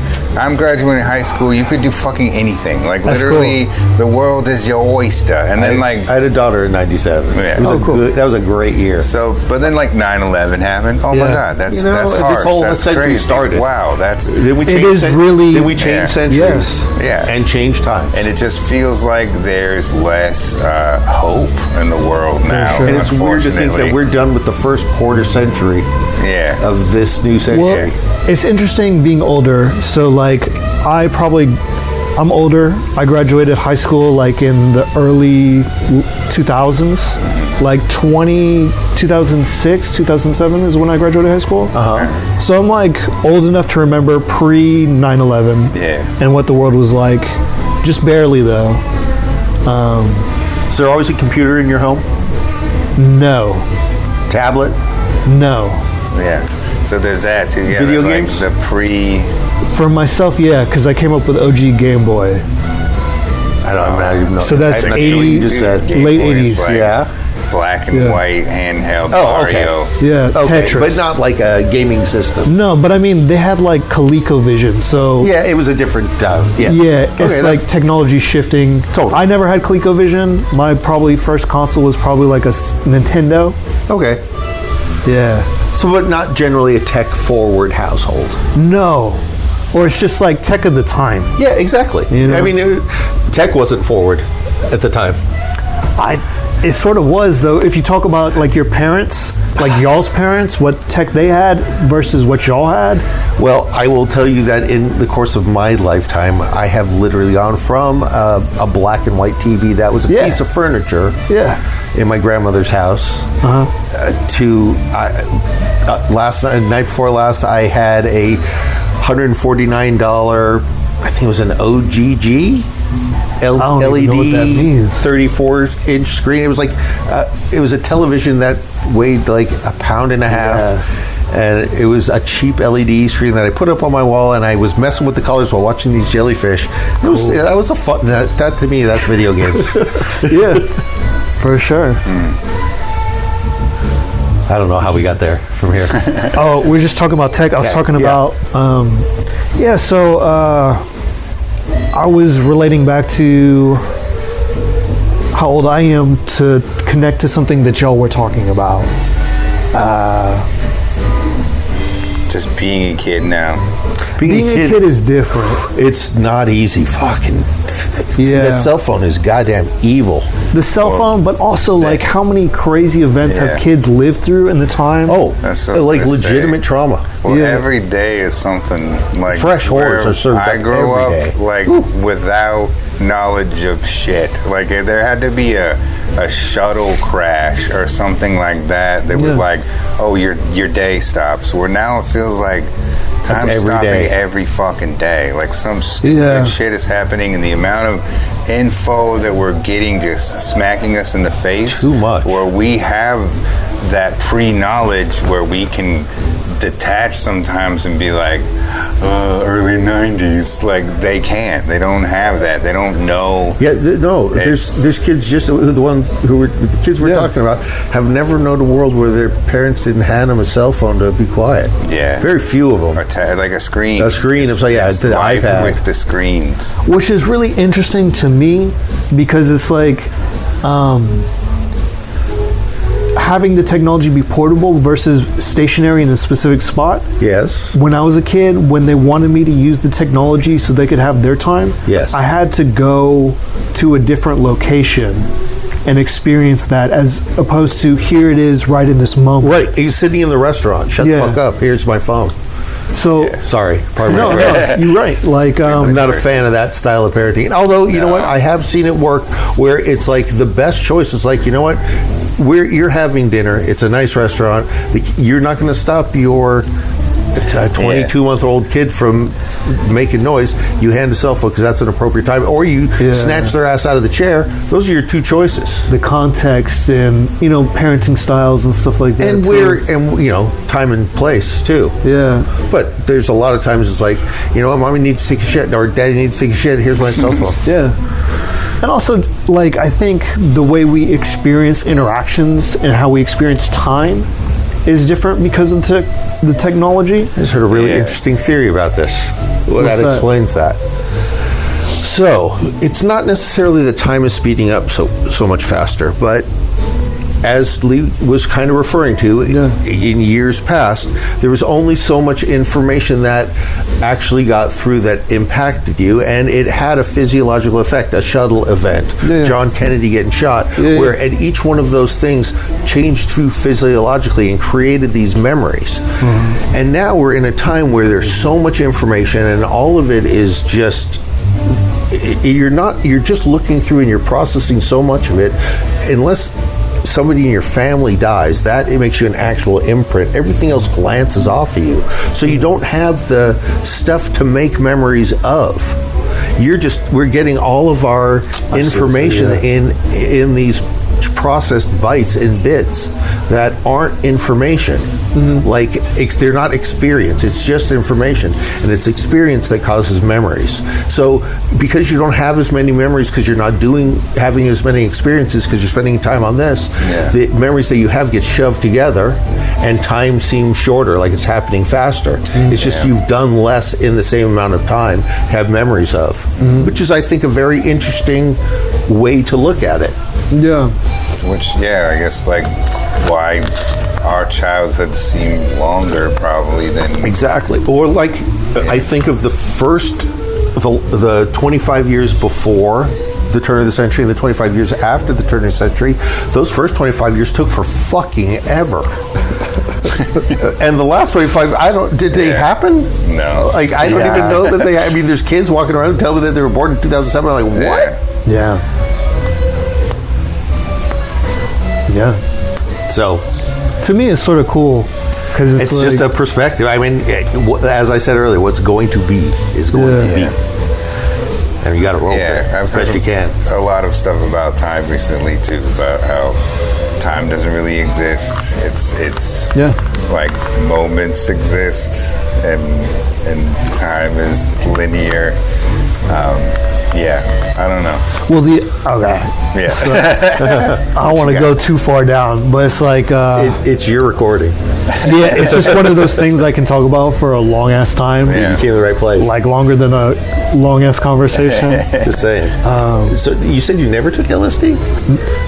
So I've already gone on the podcast talking about how I've done hallucinogens. Yeah, I must not have heard that. No, I'm just saying it again. Okay, since, all right. To rehash. and to also contextualize it, to put it in the past. Okay, so it's something you did. Yeah, it's something that I've done. I used to be very interested in trying different kinds of hallucinogens and having those kind of experiences. Before, I had a fear that it would cause some sort of damage. Yes, or like some sort of personality or psychic disturbance. Psychological breakdown. Yeah, and after having bad trips, I also understood that that's a healthy fear to have sometimes. And in my phase right now where I do not typically participate and have not participated in hallucinogens in a long time. Yeah. I don't partake just for stability and health reasons, because I did have a bad trip and it did change my life. Yeah. Just like a good trip changed my life. Yeah, for sure. But for the sake of stability and health, I choose to not actively pursue those things right now. Yeah, that's cool. So what do you do to get that experiential charge that you had for seeking alternate planes of understanding? How can you tap into that same mindset? Well, what gives you that same sort of How do you trip without tripping? I think I really started to process some of the things I experienced in my first trips more and try to integrate those into my life. Because, for those first initial trips in different substances, they were very beautiful and they were very poetic. And it sort of opened up spirituality to me. So I went from the idea of being agnostic in how I would define it into more of, there is something certainly for myself. You have certainty? That there is something. Oh, sure. Oh, yeah. Yeah. I'm there. So there's something. It's not that you believe there's something. There's something. I know that there's something. You just don't know what it is. Well, in my experience, because that's the opening, that's the initial experience. Sure. And that was a long time ago. My experience since then has been exploring what there could be. Oh, no, there's definitely different ways to do it other than drugs. No, I'm saying like in terms of spirituality. Yeah, no, that's what I'm saying. Yeah. Like those are, I personally think those things are connected. Yes. Those are the same sorts of things. I guess that was my question. Well, what gives you the spiritual charge that you may have gotten from doing psychedelic exploration? To just like tack on to the end of that, I did learn and seek out how to meditate after those experiences to see what else I could find. And did you find anything else? Yeah, all kinds of different shit. I bet you did. You spent time in the ocean? Yeah, but not if you're talking about surfing, not surfing. No, just physically in the ocean. But even before tripping, like the ocean is always in the ocean. How deep? No, I said I like to be in the ocean. I don't surf either. To be a piece of the ocean, like a rock in the ocean. That's one of the things I do. He also tries to fight the ocean. I fought the ocean. And body surfs. Yeah, I mean, I like to utilize the energy of the ocean in spiritual process. Yeah, cool. Yeah. process it physically, gets me spiritually, because you just have to be so in the moment right there, because the wave could take your head off if you are not looking. So you have to be consciously aware of your surroundings, which gives your mind time to like, whew. Yeah. Nothing better than that. Which acid does as well. I like to dip my toes in occasionally. To acid. Both acid and the ocean. Sometimes both together. Amen, brother. I wish it was warmer. So acid was always one of the harder ones for me. Did you get bad acid? Or did you take too much? The latter. Took too much? Took too much the first time. Ooh, that's not good. Yeah, and I don't know, have you guys ever experienced the loops in acid, or like something repeating itself in like a unending cycle? Like a thought process, or what? What repeats itself? To me, it always felt like a physical sensation. Like, okay, like you are having the hallucination that you're then pulling back from, thinking about, oh fuck, that was a weird hallucination. I wonder if I'm going to think about that again. As you start again, it's like, oh shit, did I just think about that? And then here it is happening. Oh shit, and all because the whole room's moving side to side. Yeah, that sort of thing. A little bit of that. Yeah. What I'm talking about. I don't know what you're talking never about. Gonna end too. Yeah. That's that. Like where you forget. You forget. Yes, because the room's melting and what have you. Well, it just feels like there's it's the never fun gonna end. And like the room melting or things like that. Yes. I'm talking about like the experience of experiencing a pattern, recognizing that it is a pattern, and then going through a loop of feeling the pattern. Yes. Oh, yeah. Yes. Yes, I hear what you're saying. And that, depends. If you took too much, it probably took, 16 hours before you could stop thinking about it? Yeah, it was a full day. Yeah, full day. Full day for sure. I love a full day. Well, no, I mean, I used to like full days too. But I'm an old man. I'm nearly retired. I like to, I also feel like luxuriated it sometimes. So like a lot of people I know that lived in the 70s and 60s, they have fond experiences of acid. Yeah. From some of the conversations and stories I've heard. Those people with everything though, that it was different. Yeah. The acid was different. The weed was different. Like everything they were doing was different. So now acid was stronger, the weed was weaker. Their coke was different, everything. Nowadays, that's why I also feel sorry for kids. Like they can't even just experiment. Talk to your parents about anymore. Drugs. Yeah, it's okay. They know everything. Most of your parents, unless they're super churchy people, just ask them. Your dad has taken bong rips. Your mom shotgun beers. No, there's people who've grown up with parents who've never done that. I understand. There's some very churchy people in the world. His mom wasn't shotgunning beers. She's the reason why I'm how I am. He's sweet. Like sweet his mom. No, it's cool. Cuddly and sober all the time. No, there are definitely people. Yeah, and I don't think it's for But I would say that in 2026, there are more parents who have smoked pot than there are parents who have not smoked pot. Well, pot has become like popular in my lifetime. When I was a kid, it was not popular. It was. In my lifetime, we were fighting for NORML. NORML was the organization that worked for 25 years to get weed laws changed. NORML. Still trying, it's still not legal in the country. No, it's not. But okay. I don't know what your podcast reach is. I'm sorry. Regionally, we can go talk to your parents about weed wherever in the conversation.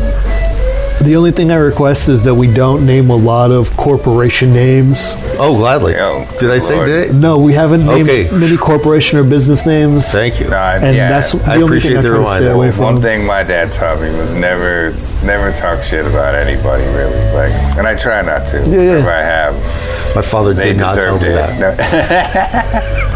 Your father did not embark that, because it'll come back to you. It definitely will. Goes around, comes around.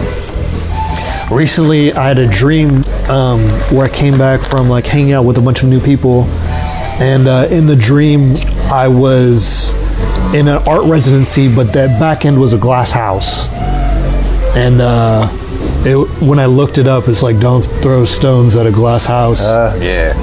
And I was like, oh, like I need to check myself.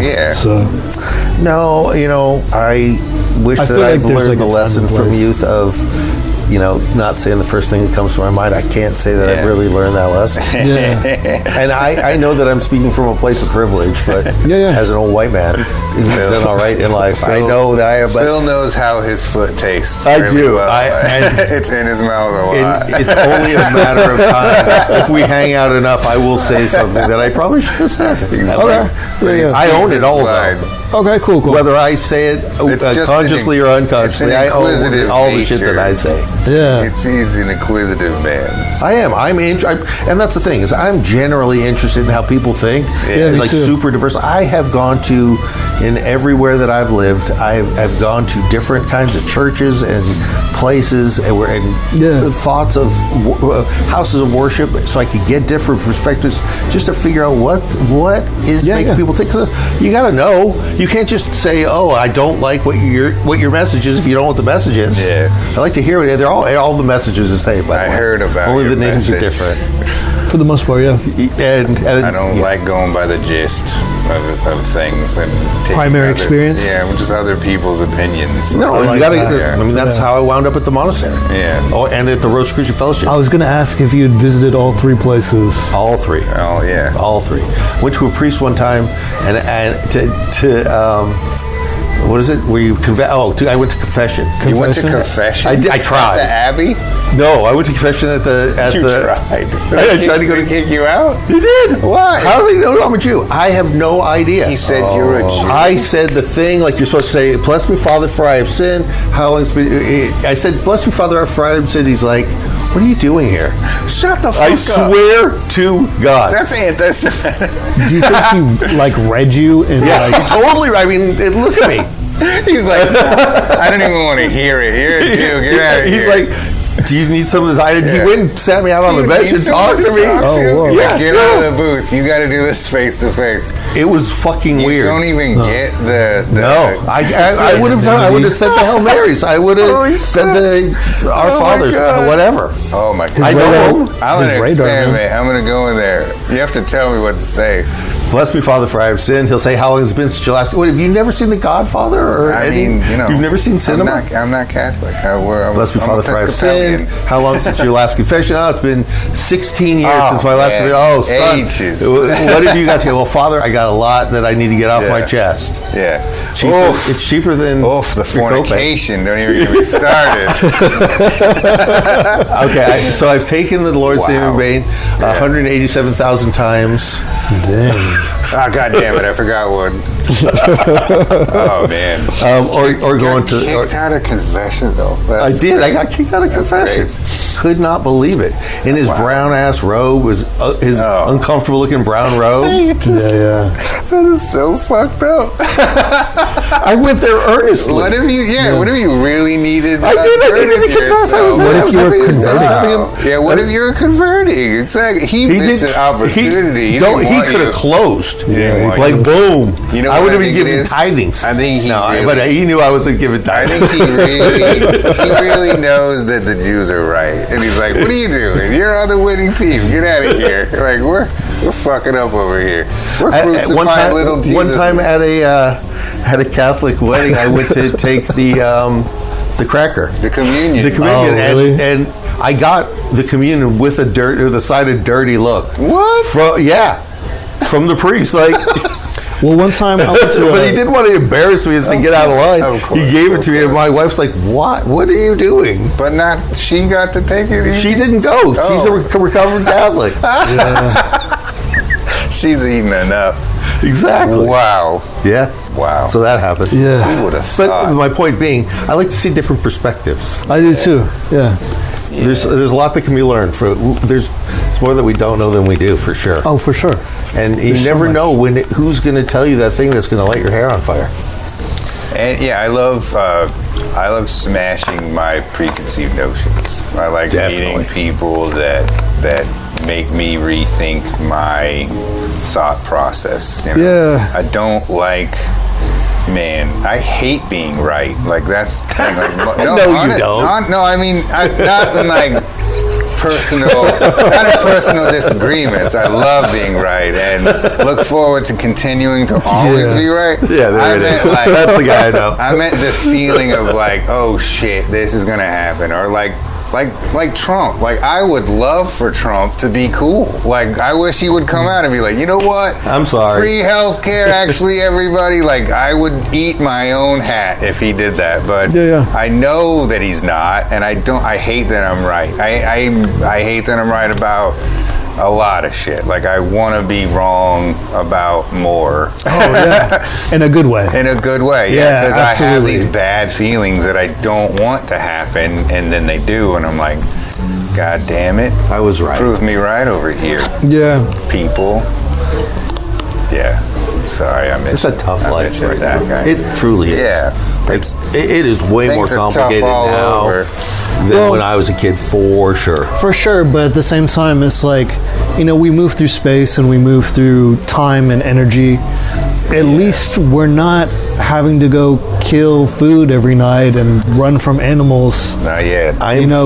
Some things are good, some things are bad. My timeline crossed over with Jerry Garcia and Bob Weir. Yeah. Like, I got to have that period of this existence. Like, I got to be incarnated now for that. That makes me happy. Yeah. I try to think, after Albert Hoffman took his bike ride. I try to think about music and art. I try to think about it as like we are living in a time where we have the worst and the best at the same time. Like, there's the best musicians that have ever lived right now. Oh, yeah. Hands down. Because they have seen everything that's come before. Artists, same thing. The creative energy, and I feel that same thing with, like, love and hate, too. Like, there are people loving harder than ever before now. And there's people hating harder than ever before. So it's this weird, it's extreme. Like, we're living such an extreme fucking existence. Yeah, the advertising of the 90s. The sharpness of the contrast all the way up. The 90s, those Taco Bell commercials have come to fucking bite us in the ass. The extreme chalupa is now. They're posting on social media networks the memory from 10 years ago, because it's the throwback to 10 years ago. It's like 2016 just happened. Nostalgia. From what I can tell, in my I don't think I threw that calendar away. Yeah, I think I still have that. I think I still have my 2016 calendar. Well, that is the difference between like being a little bit removed in age, where we're like, 2016 feels like reaching into next week. Exactly. Where these younger I still feel like it's reaching into next week, and some people are like, oh my god. Some people we hang out with, that was middle school. They were in middle school. Yeah. So it's like it's different perspective depending on that chunk of time. I love seeing the potential in people too, though. Like you see kids with these amazing minds for whatever it is, whether it's art or music or whatever it is, and they have all of this energy that is percolating these ideas without the guardrails of knowing what limitations are. Like they don't even know how to think about all the wonderful things that are happening and communicate it or contextualize it or organize it. But like seeing that expressed in its first iteration is a cool thing to see. Yeah, and that's why I feel like it's good side, bad side with technology, because it's like on one hand it's limiting for a certain group of people. Well, it's limiting social part of you, social or like your mind, your physiology. Brain rot. Definitely. But then for other people who use it in different ways, it streamlines their access to do so much of what they want. There's like heart surgery, brain surgery things being done by robots, and like how it is, that's that extreme.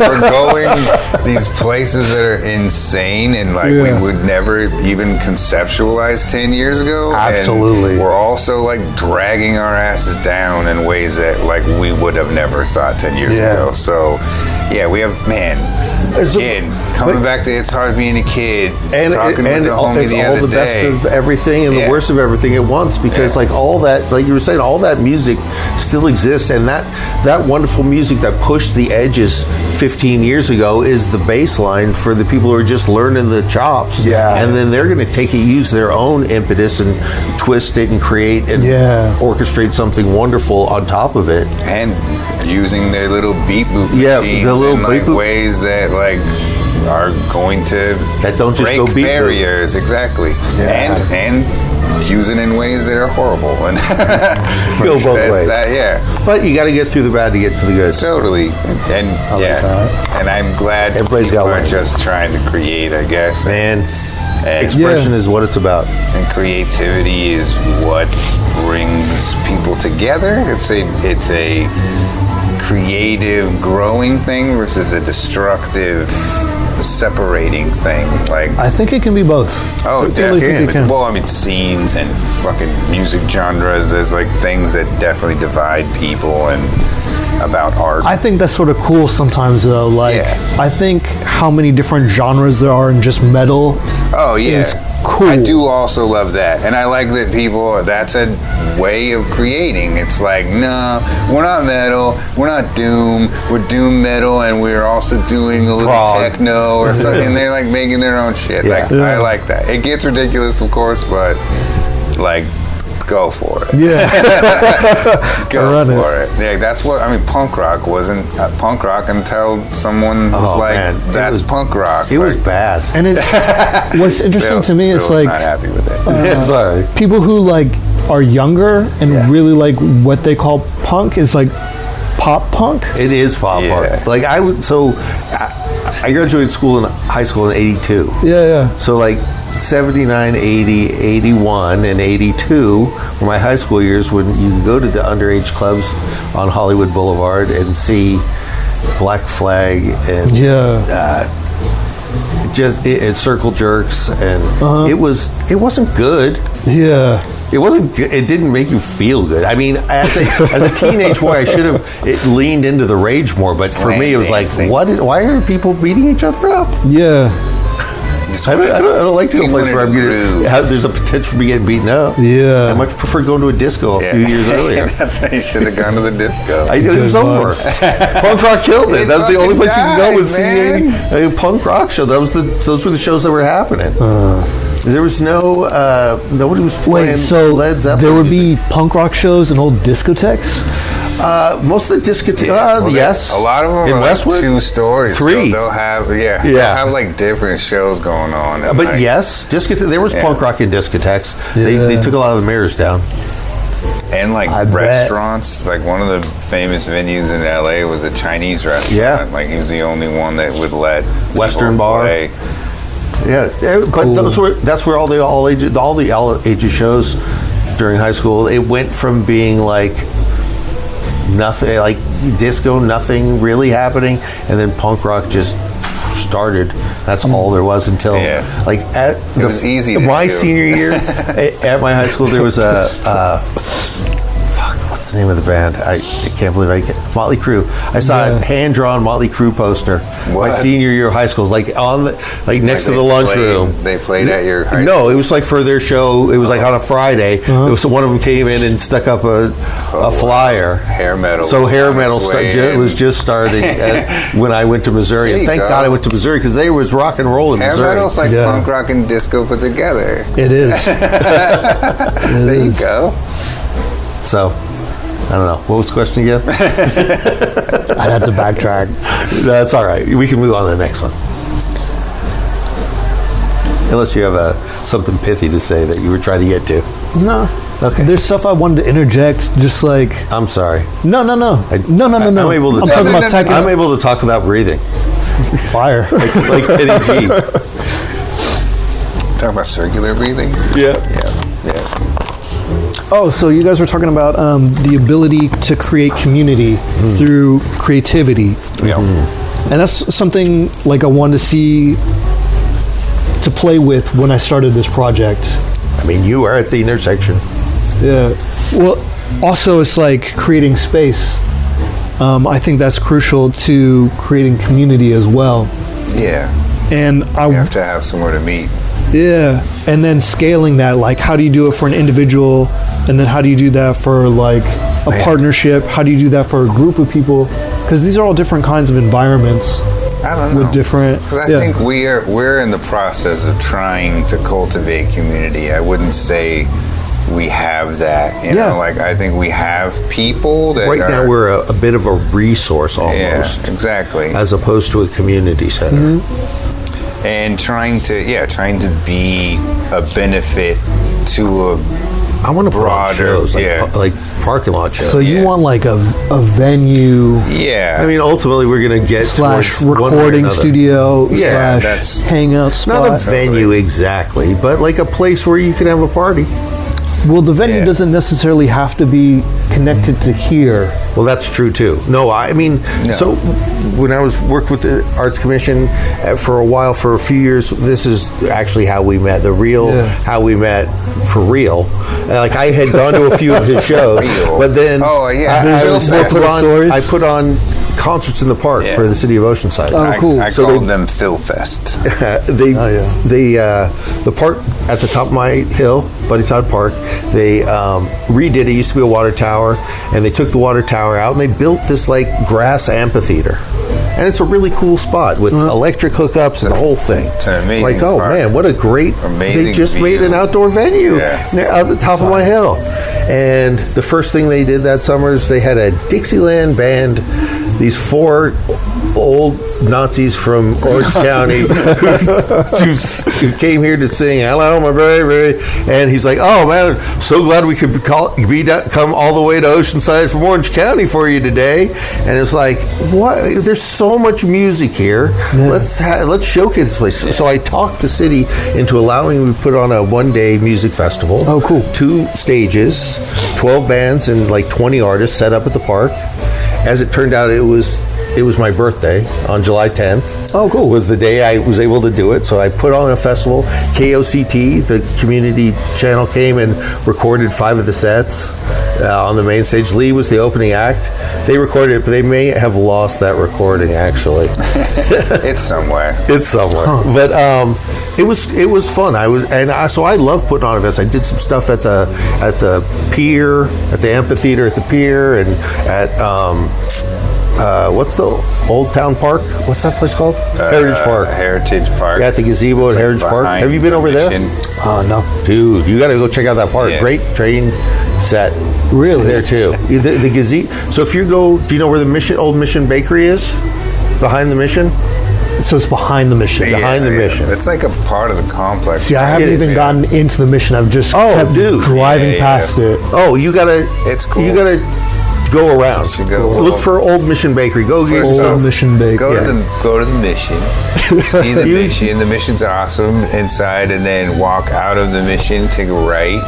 Go down to the Mission Bakery. Get yourself a nice baked Roll. good, and then you can walk Or a some little enchiladas. bit. Walk a little bit down the road, and there's Heritage Park. Which Really is like, bitchin' little park. Yeah. They moved a lot of the historic buildings there, and yeah, a lot of what used there's to a be gazebo. Yeah, right down here. Sounds It's tight. moved down there. There's like the train depot. It was a great place to put on shows. yeah.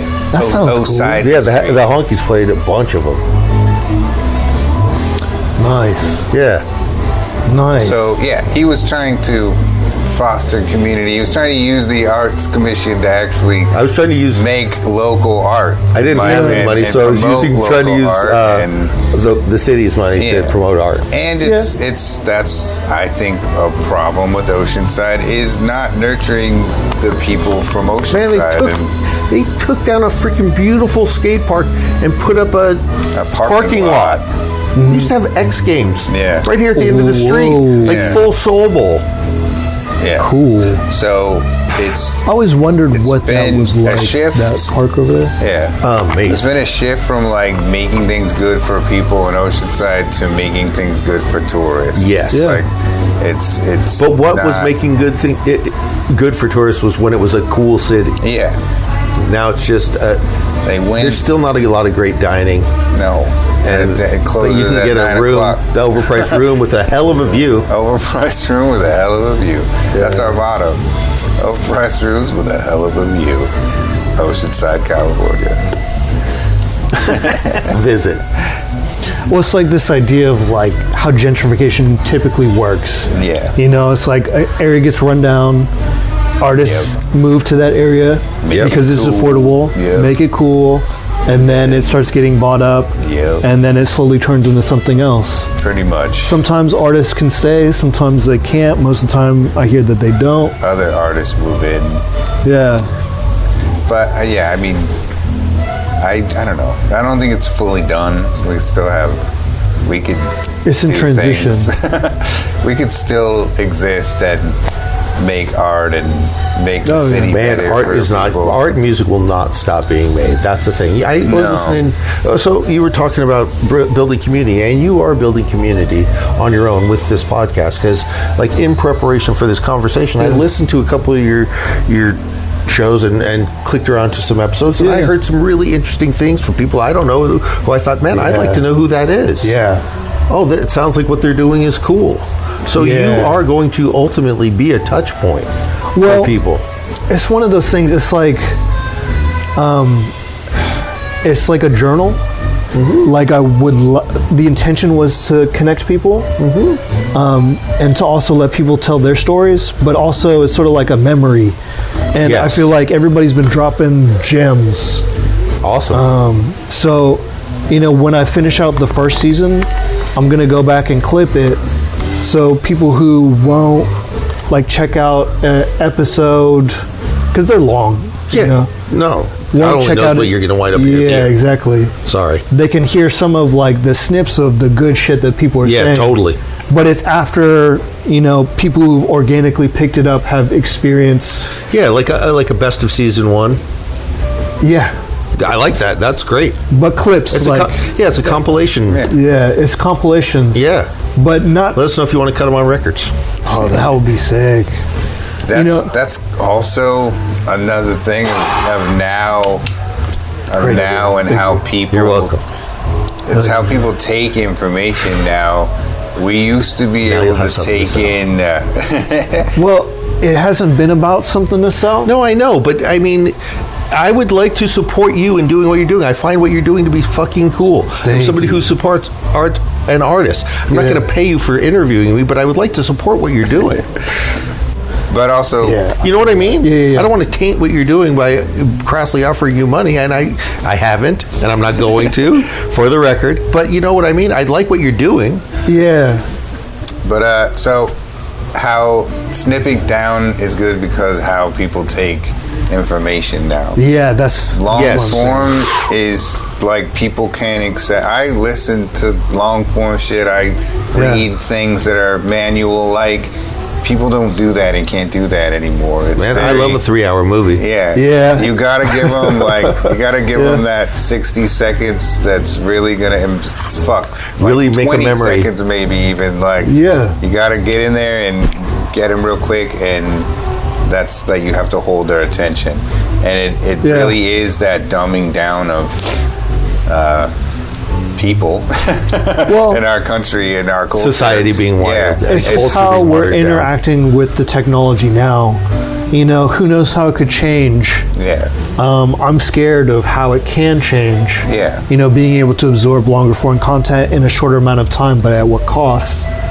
And also I want to be careful about how I clip, because you don't want to take anybody out of context. There's that, and who knows? Right. Well, I haven't. You have the long form, and then you can make your best of snippets. Yeah. As long as they're both available, it won't be an issue. So that if somebody, let's say, in best case scenario for you, somebody hears something that they take incorrectly, and they complain about it and make a whole lot of noise about what a shitty person you are and what a shitty thing you said, or that person that you were interviewing us, you will have the long format where somebody could hear them for themselves how it actually played out. Whatever that might be.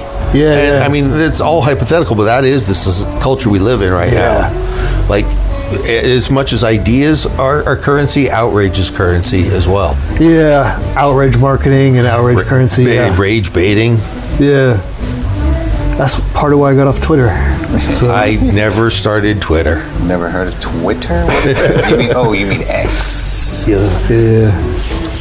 No, but I mean, I love social media for being able to see. There was it started on MySpace and moved to Facebook, but there was a photo group that I belonged to called One Photo One Day, and it was an international group of photographers who would just take a picture around town and post it. That's cool. And then it became a Facebook group, and it was really cool because it was like a window on that world for that moment. Yeah. And you'd see somebody's park in Dresden or in the Swiss Alps or in Spain someplace or in Africa.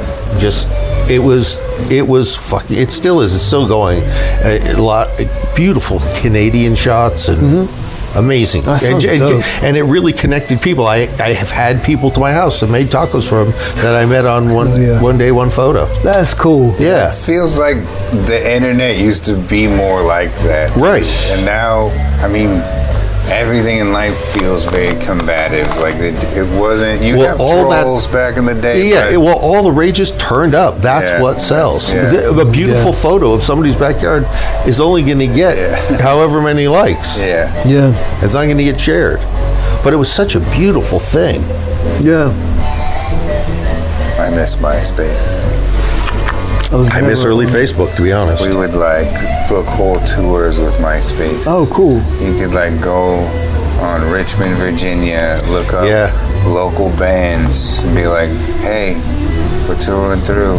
Bam. And they'd be like, oh, let me hear your music that's on your page already. Oh, yeah, nice. cool. Wow. Like, hell yeah, let's do that. And that's it.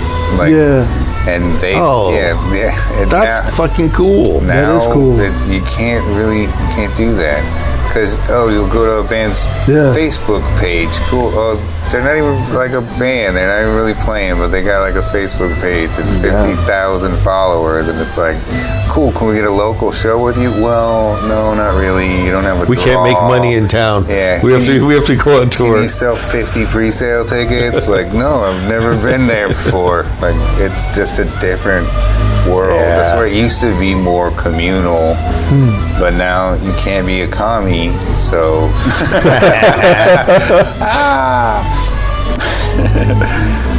I'm hoping that things will start to go back a certain way. Not to sound like that.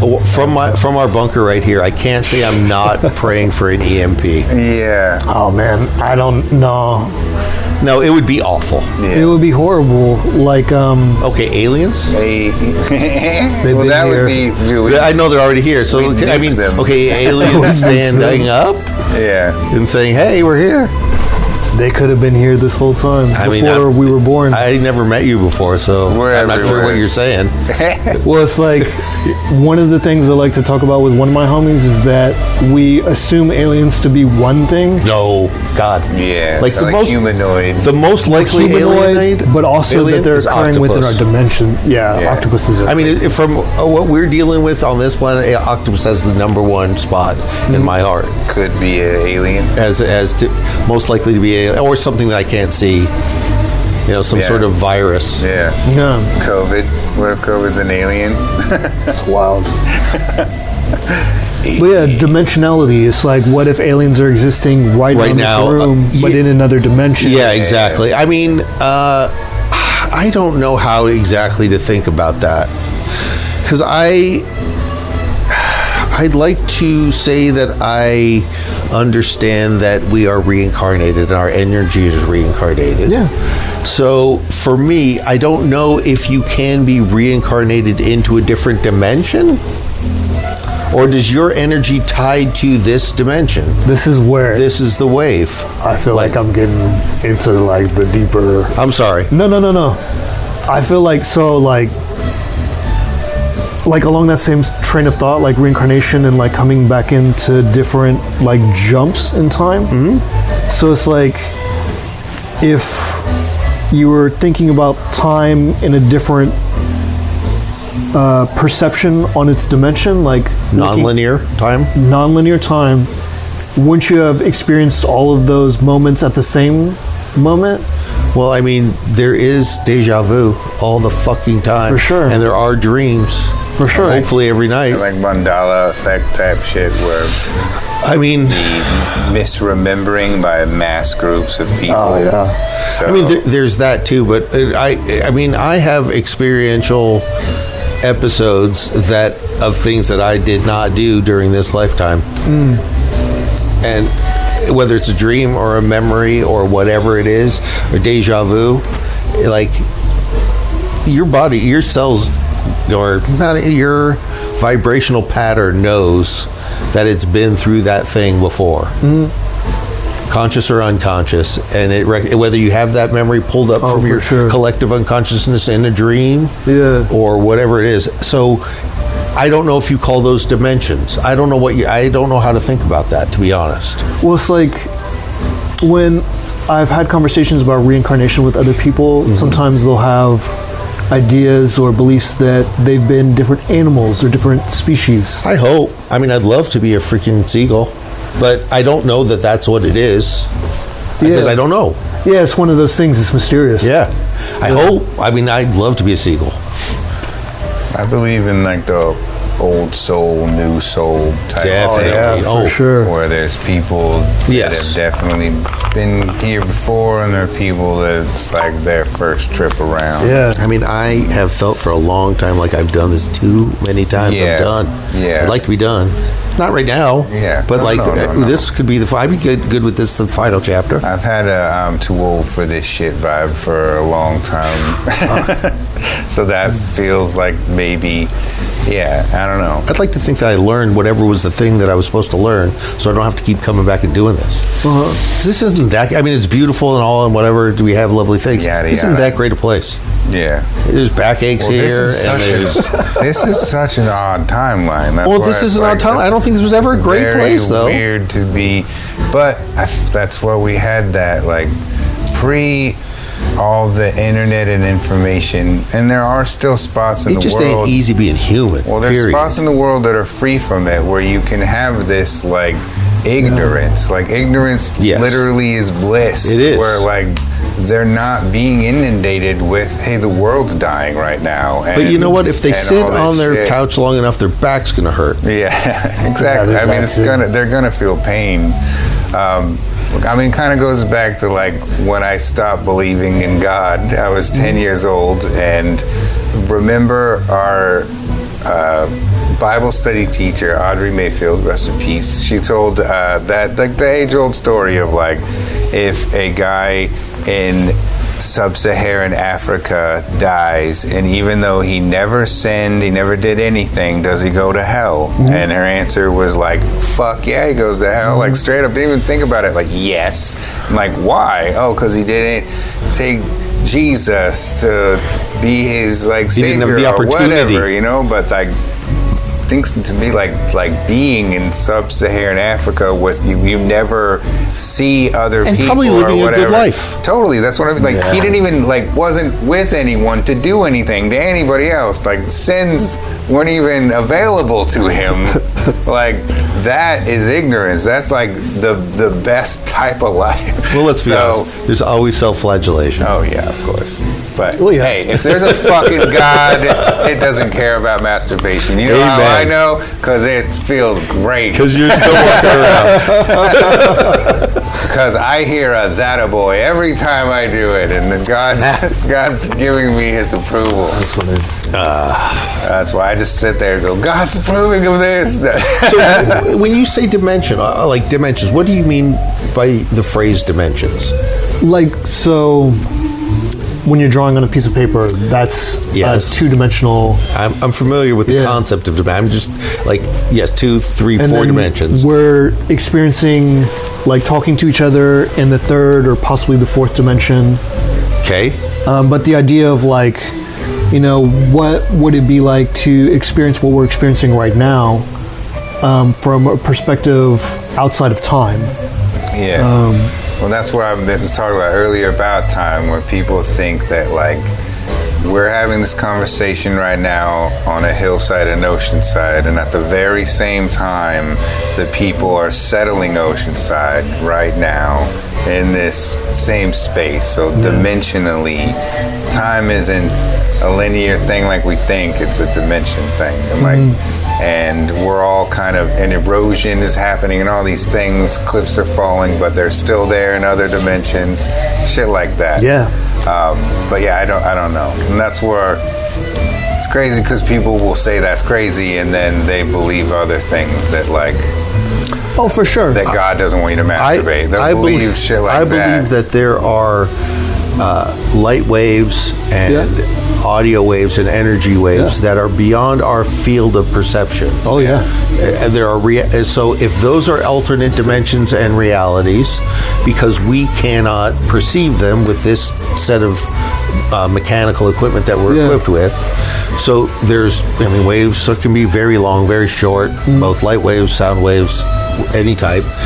So we can't perceive them. If those are alternate realities than this and alternate dimensions, yes. I don't know how that you can operate outside of time.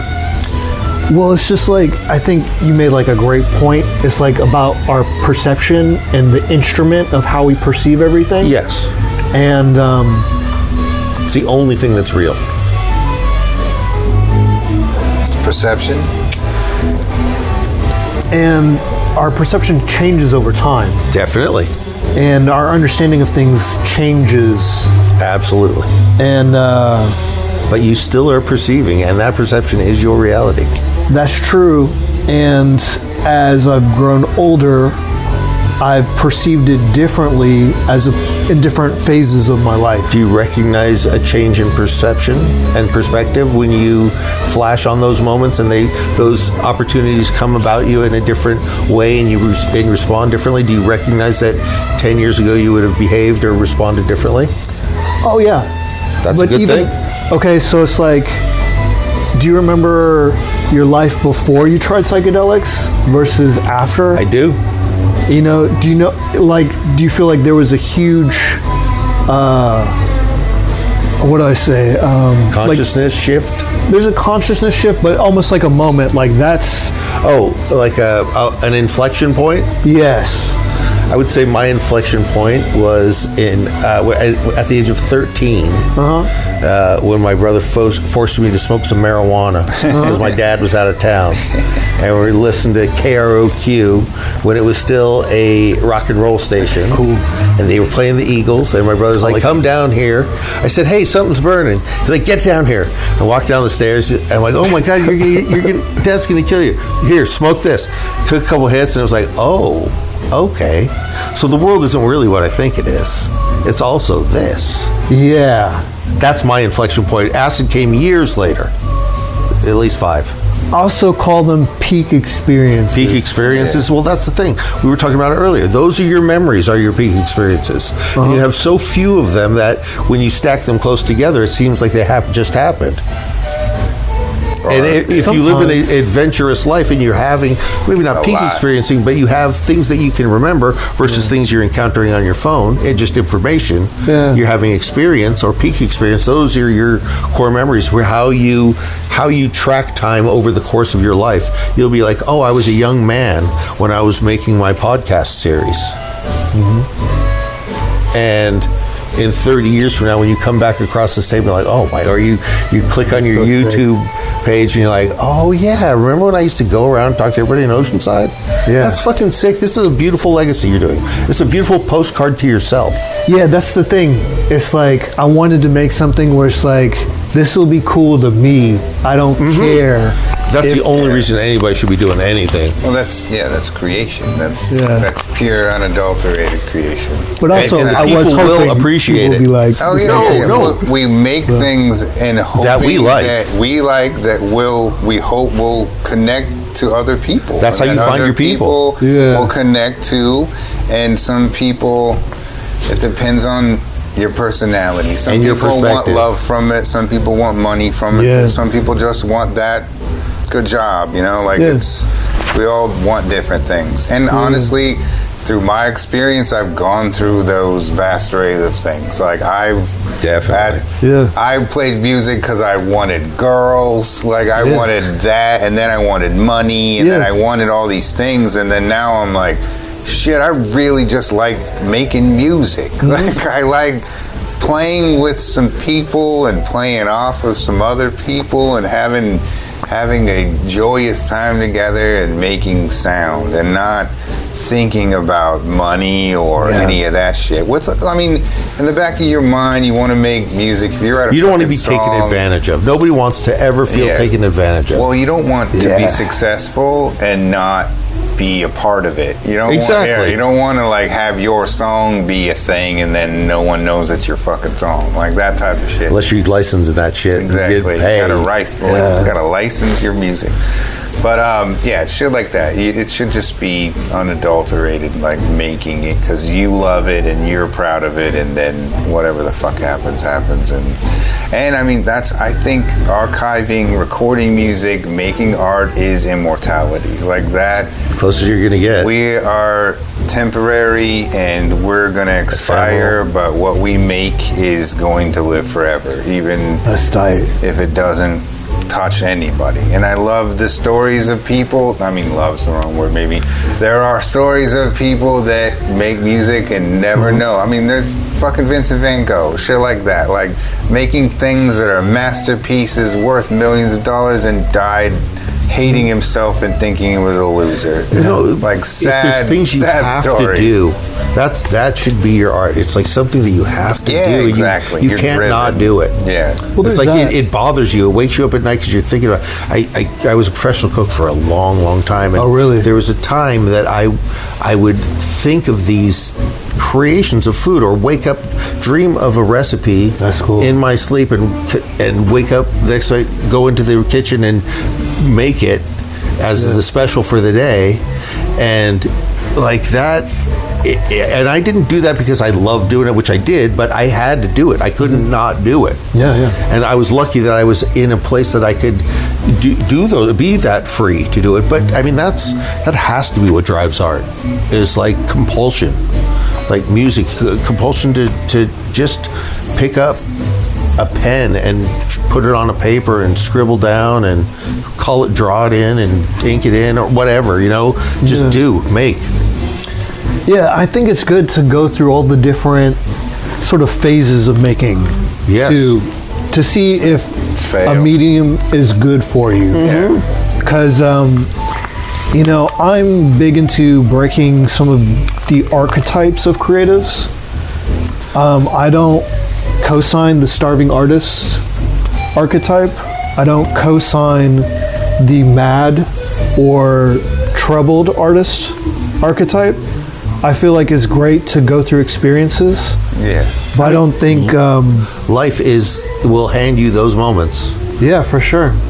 But if that is if you're going to carry that on if you're going to play that game, whatever that character is for a prolonged period of time, it's going to get played. That means you're not actually authentically being.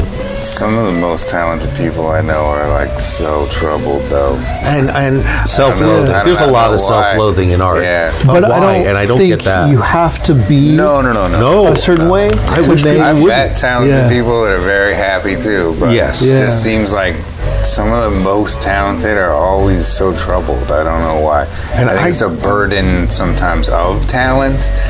There's And, that. yeah. There's all different kinds of ways Yeah. it crumbles. Totally.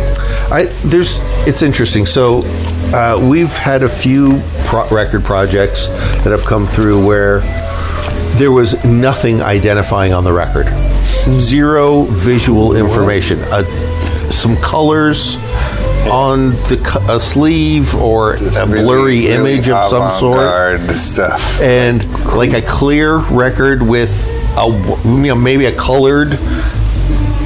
colorful thing with no words. I was like, what?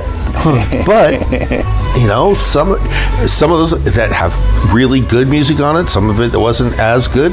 It didn't vibrate with my personal self. But I do respect the impetus to just make the thing and not do it for the glory. Or you're still going to be like, hey, look what I made. But respect it. they're not. I can appreciate the art for the art's sake, and also I've come to be. It's very important. I have learned in my age that you have to be able to, at some point, separate the art from the artist, because artists are humans, and humans generally live their life and do something awful during their life. It may or may not define them, but most people will do something that they regret. And I also think though sometimes, and there are terrible people who make wonderful things. I think sometimes Like though, Dali being a Nazi. Yeah. Like, Dali's I not love a his Nazi. work. Oh, Dali. Dali. Okay, thank Not you. Parton. I thought you said Dolly, like Dolly Parton. How? You keep No. Dolly's name out your mouth. I feel like sometimes, though, with that and history and reflection, we can find that art that was once celebrated has been ruined by the artist being awful. So here's the thing. Or it takes a deeper not even reflection. artists. Yeah. Yes. Well, now, after the collapse of civilization and the EMP and whatever, and the people who are living 300 years from now who don't have any of the backstory, if they come upon those pictures or paintings or sculptures and look at it and say, oh my God, this is so freaking cool, that's a test of time. They don't have a point of reference. It's just an amazing thing that a human made. When the aliens come to our planet that's been completely filled with garbage and can no longer sustain life, and they start picking through it all, and And they get down to the museum, excavate down to the museum. And we're like, they're going to find the David and they're going to love it, but really they're looking at like our cereal packaging. Mad Magazine. Look at this rabbit. He says tricks are for kids. Whoa, this is the most beautiful piece of art ever. This is human race. Let's leave. Oh, now I get it. This is peak. Now I get it. They were deep. Peak. They may have buried themselves in garbage. No, but like They timeless were art, deep. timeless art will be timeless art if it's objectively, I feel and it doesn't matter if the douchebag who made it wound up being a douchebag. If it's a beautiful piece of music, it's still a beautiful piece of music. If you didn't know that the guy was a douchebag, it would still be a beautiful piece of music. Yeah. I think You it's don't have to contextual. necessarily buy it. Is this but about if- Kid Rock? and it's not objectively good. Well, some of his 90s were. I mean, bow to bow. Anyway. Everything after the White Album was trash. Oh. Yeah. But I feel like in the same sort of vein, it's like, yeah, it can be great art, but then my experience of it is worse. Like, I can't enjoy it. Yeah. No, I understand. But like, And if enough people are like that, they can bury something. can you watch a Miramax movie? Any of the Miramax movies? That's different. Is it different? That's a Yeah. producer. That's a producer.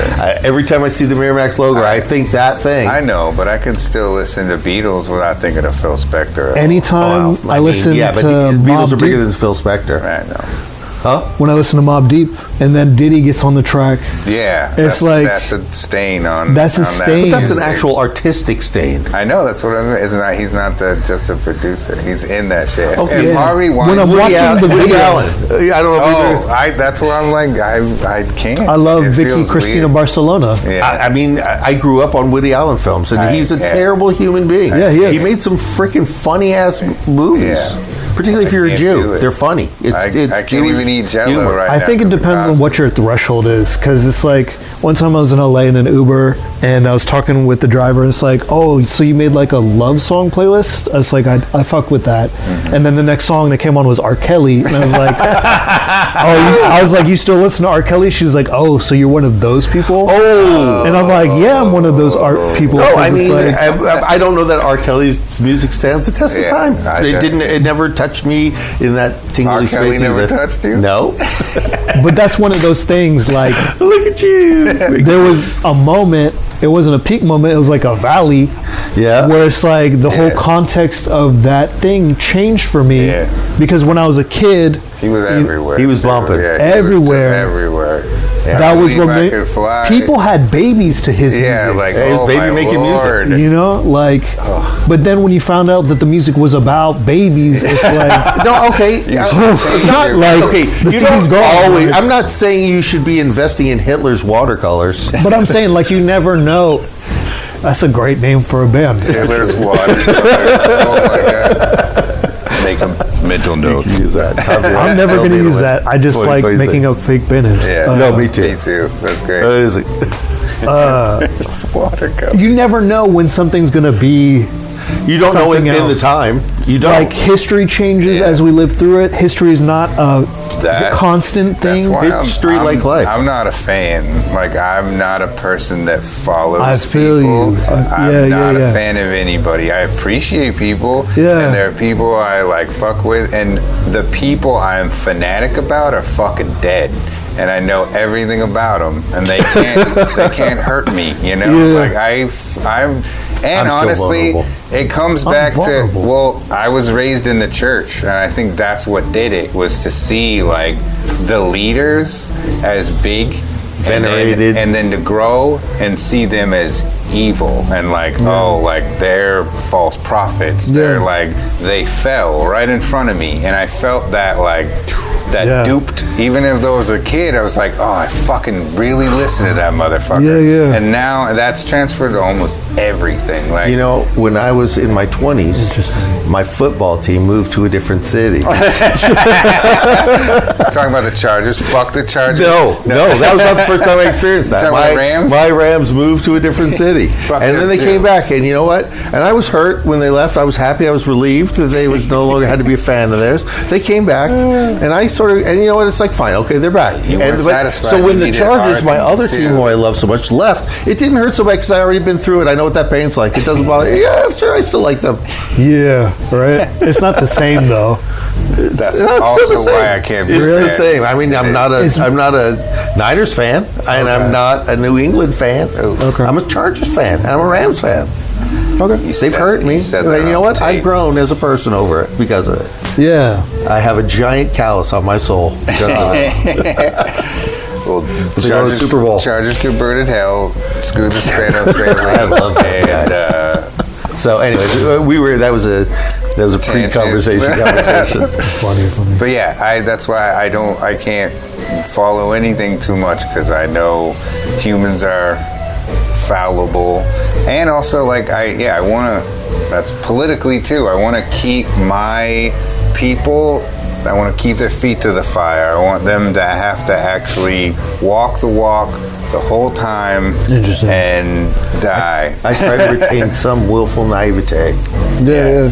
But you're like, I'm ready. You're more open, like musically, to like be a fan and like people and follow people. I'm trying to like shit. Yeah. I'm not trying to not like stuff. I like shit. I'm just trying not to like make the people more than what they are. I guess like they're humans, and I mean that there is that too. I mean there definitely is that, but I can enjoy something thoroughly and appreciate the person who did it. If they did something amazing that is like, holy shit, sometimes you just got to appreciate that for that. They may be a terrible person, but or a wonderful person, whatever. They may have nothing to do with you, but the thing itself can be an amazing thing. Yeah. That was my point. Yeah, and a lot of shit now too is like very few things are one person. It's a lot of collective effort, and even solo artists are put up and propped up by teams of people. So this culture is so fucked up. Well, there's like definitely when you realize someone that seems solo or independent has a network or a team or a silent contributor of some kind, be it creatively or financially. Does that diminish them? I don't think Does that diminish their work? I think it changes the perception of something. Maybe. You know, some things seem cooler because it's like you want to believe the story. Sometimes when it gets expanded, the story's cooler. Yeah. Sometimes when it's expanded, the story's not as cool. That is true. That is true. But it from like a mom and pop operation to a corporation. Really quickly. It's like, oh, I thought you made that all on your own, but really you conceptualized it and had a team of interns make it. It's very, I don't know, doesn't feel I am like not when anti-commerce. I know. I mean, capitalism is not a great thing, but it's not a great system, but it's the one we got. And you know what? Here's my personal, I'm going to take my PSA right now. I believe anybody should be able to make as much money as they want, doing whatever it is, as long as it's not hurting anybody. However, when you make a lot of money, you have an obligation to do not just pay your taxes, but do something good with your money. Don't just fucking put it in your pocket. It does you no good gathering. You have to go out and spend it on your community and build something. I saw a quote the other day that do something with your money. That said, I miss when billionaires who were trying to get into heaven were building libraries. Exactly. Like that was a better time than now. It doesn't Don't seem just like hack they're it out. trying to Did you get guys into watch heaven. The Brutalist? I couldn't take the pace. I only watched the first half. Oh, there it What's is. the Brutalist? So movie? it's like an A24 movie starring the dude who's the Adrian pianist. Brody. Yeah. Oh yeah. And it's about Hungarian I really architect. like that dude. I don't know why. it's that sort of concept, but at the same time, like the philanthropist turns out to be evil. Yeah, Everybody's they evil. are. That's what I Dude, mean. They're we're trying to get into humans. heaven because they're evil. They built a library. Like Yeah, it yeah. wasn't that they were better than Elon Musk. They were just doing better things than Elon Musk. I am of the opinion that people can have two impressions of humanity. One is you think that people are inherently good and they occasionally do evil things. Yeah. Or you can believe that people are inherently bad and work really hard to do good stuff. I'm of the latter. I don't think people are great, but I think people are working really hard to be good. Yeah. It's too easy to not be a good person. See, I think It's way harder to be a a lot good of part. people are inherently good, and that people get conditioned to either be shitty because they came up in shitty environments, Circumstances. or in order to get what they thought they wanted, they have to do things Underhandedly or that shady. that don't agree with their character. Okay. And then I also believe in balance. So I think that there are shitty people who are just shitty, Yes. Yeah. and they can definitely. come from anywhere. Yes. Yeah. Jeffrey Dahmer has the sweetest parents, bro. Like they're so. Didn't he have a sweet. dog? Yeah, probably. Two sweet Wisconsin ass parents that are just No, that's like. the thing. When you have a kid, I you don't what know they're gonna how Jeffrey started eating people. Yeah. Like it's very, evil is it's just something. And man, it's in our brain chemistry. For sure. There's people that I don't think have that empathy. Like generally all that wired. If shit. they And can get also, away with it, they like, can ride the line. They're going to try. Trauma. Trauma is- brain Physical injuries. trauma, Oh my God. emotional trauma can flip Yeah. people's personalities. Absolutely. No, that Drugs. is the Drugs, the nurture portion of nature That's versus why nurture. That's why I for don't sure. think LSD's for Trauma, everybody, because I think some people it will flip the wrong switch. Where like Yes. we have good intention and we have we want to see the stars, so we see the stars. Where if somebody wants to do evil and they take LSD, it's gonna take them to that evil. It's gonna make them It go removes all down your that. filters and it kind of maximalizes who you are. Yeah, it's definitely a magnifier, a loudspeaker. I still think it's contextual, you know? Oh, It's like- set and setting are everything. Yeah, if we're you not take a anything away from this monolith. podcast, remember that when taking psychedelics, set and setting, the people you're with mean everything. And if you're taking too many mushrooms, drink a little milk. You'll be fine. Oh, I never tried that. And always take just a little bit, because you can take more, You could always take but more. you Yeah. can't take less. Can't take less. And Wait an above hour. all, it's gonna end. It will end for sure. And you'll Even be in the alright. 16th hour, when you Right, come right. back around and the walls start breathing again, in the morning it'll be fine. Unless you're that Once first you get to case sleep, where it doesn't. Never mind. Don't think you'll be about that. fine after you sleep. Yeah, so like the first time I took acid, we were hiking, right? And we went on this long hike, and dude gave us croutons, and he didn't tell us how much each crouton had. Dosed croutons? Yeah, so we're That's a eating first. dosed croutons at the beginning of the morning. Did you have more than one? We each had one, but so we went hiking on this trail while we were camping, and of course, like we couldn't use our phones after a certain point, and we called the backup homies. It's like, hey, like it's kicking in. It seems like we might get lost. If you have the capacity, come find us later if you can. So then that was prep, and then we couldn't use the phones after that because Damn. we're Just melting in your gone. hand? Yeah, and then Yeah. we lost direction, and we ran out of water. Oh, cool. Where were you?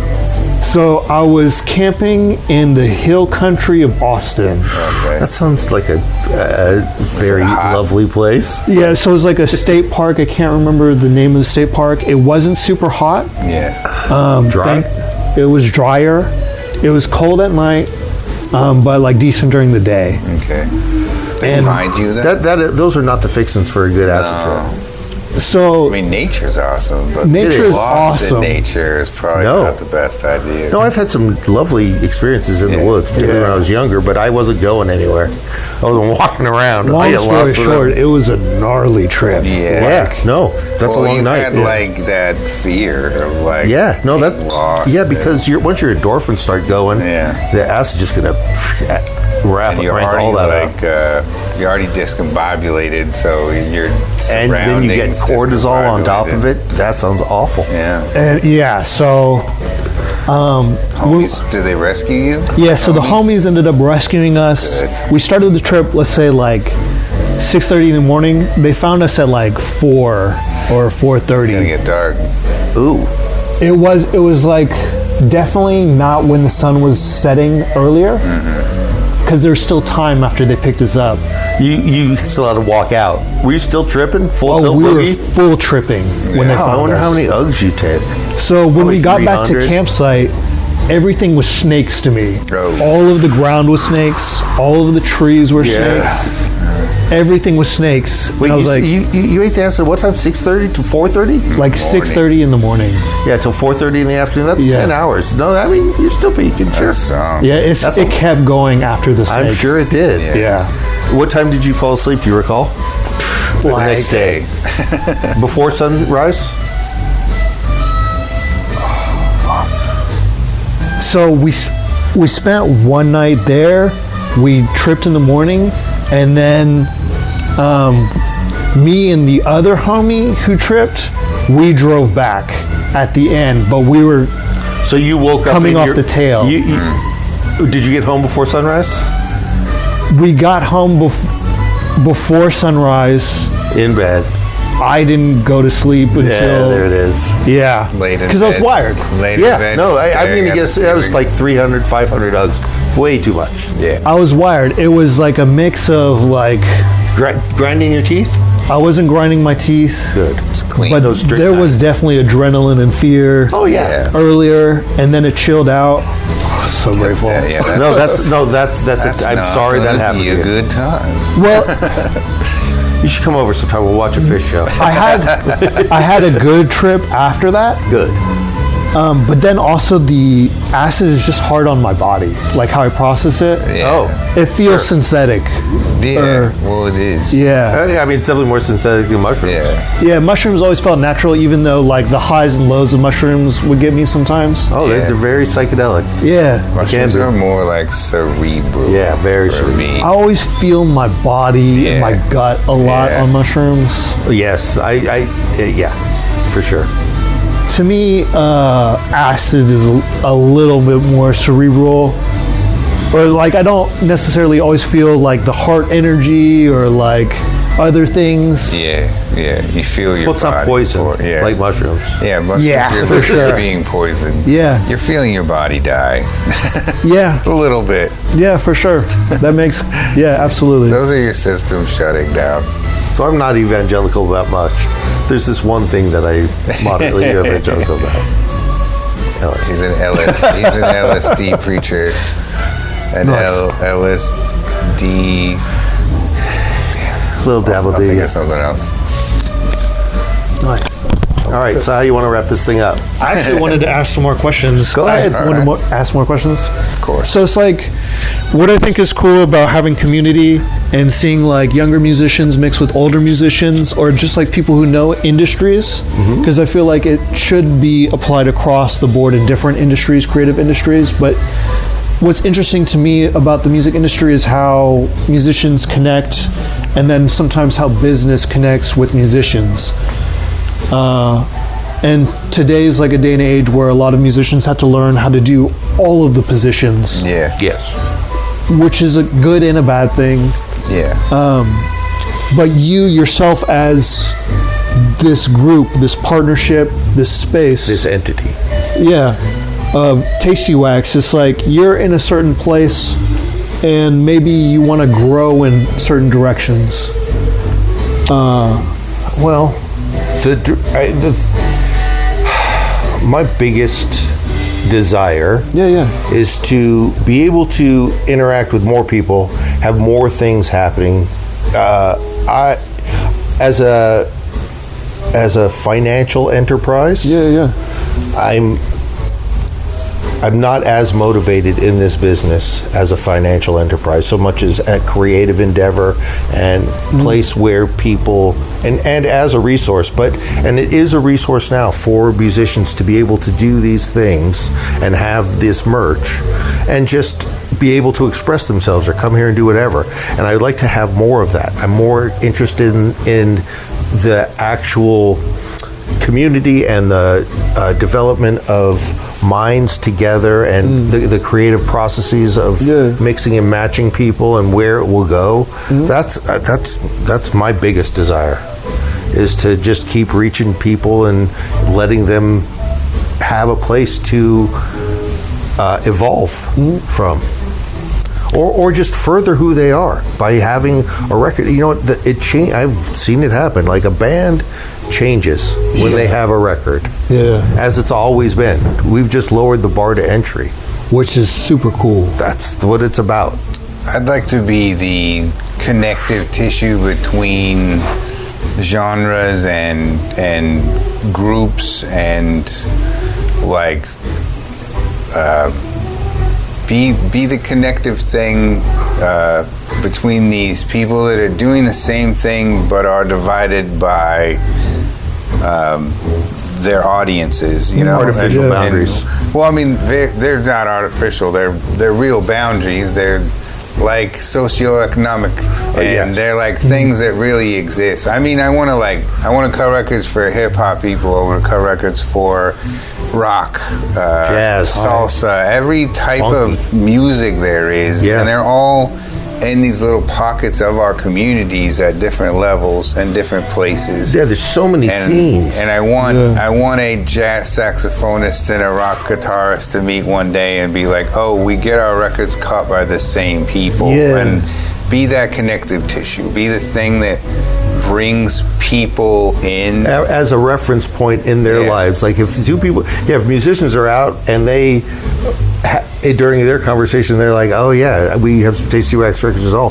Man, there's no better thing that could happen than that. It involves us, but it doesn't really involve us. And that's how we know we're working. That's what I mean. Be like, we are of the community without really being in the community. Like I don't leave here very much, this space. He goes to a few shows, we go to a few shows, but like it's pretty much where we are.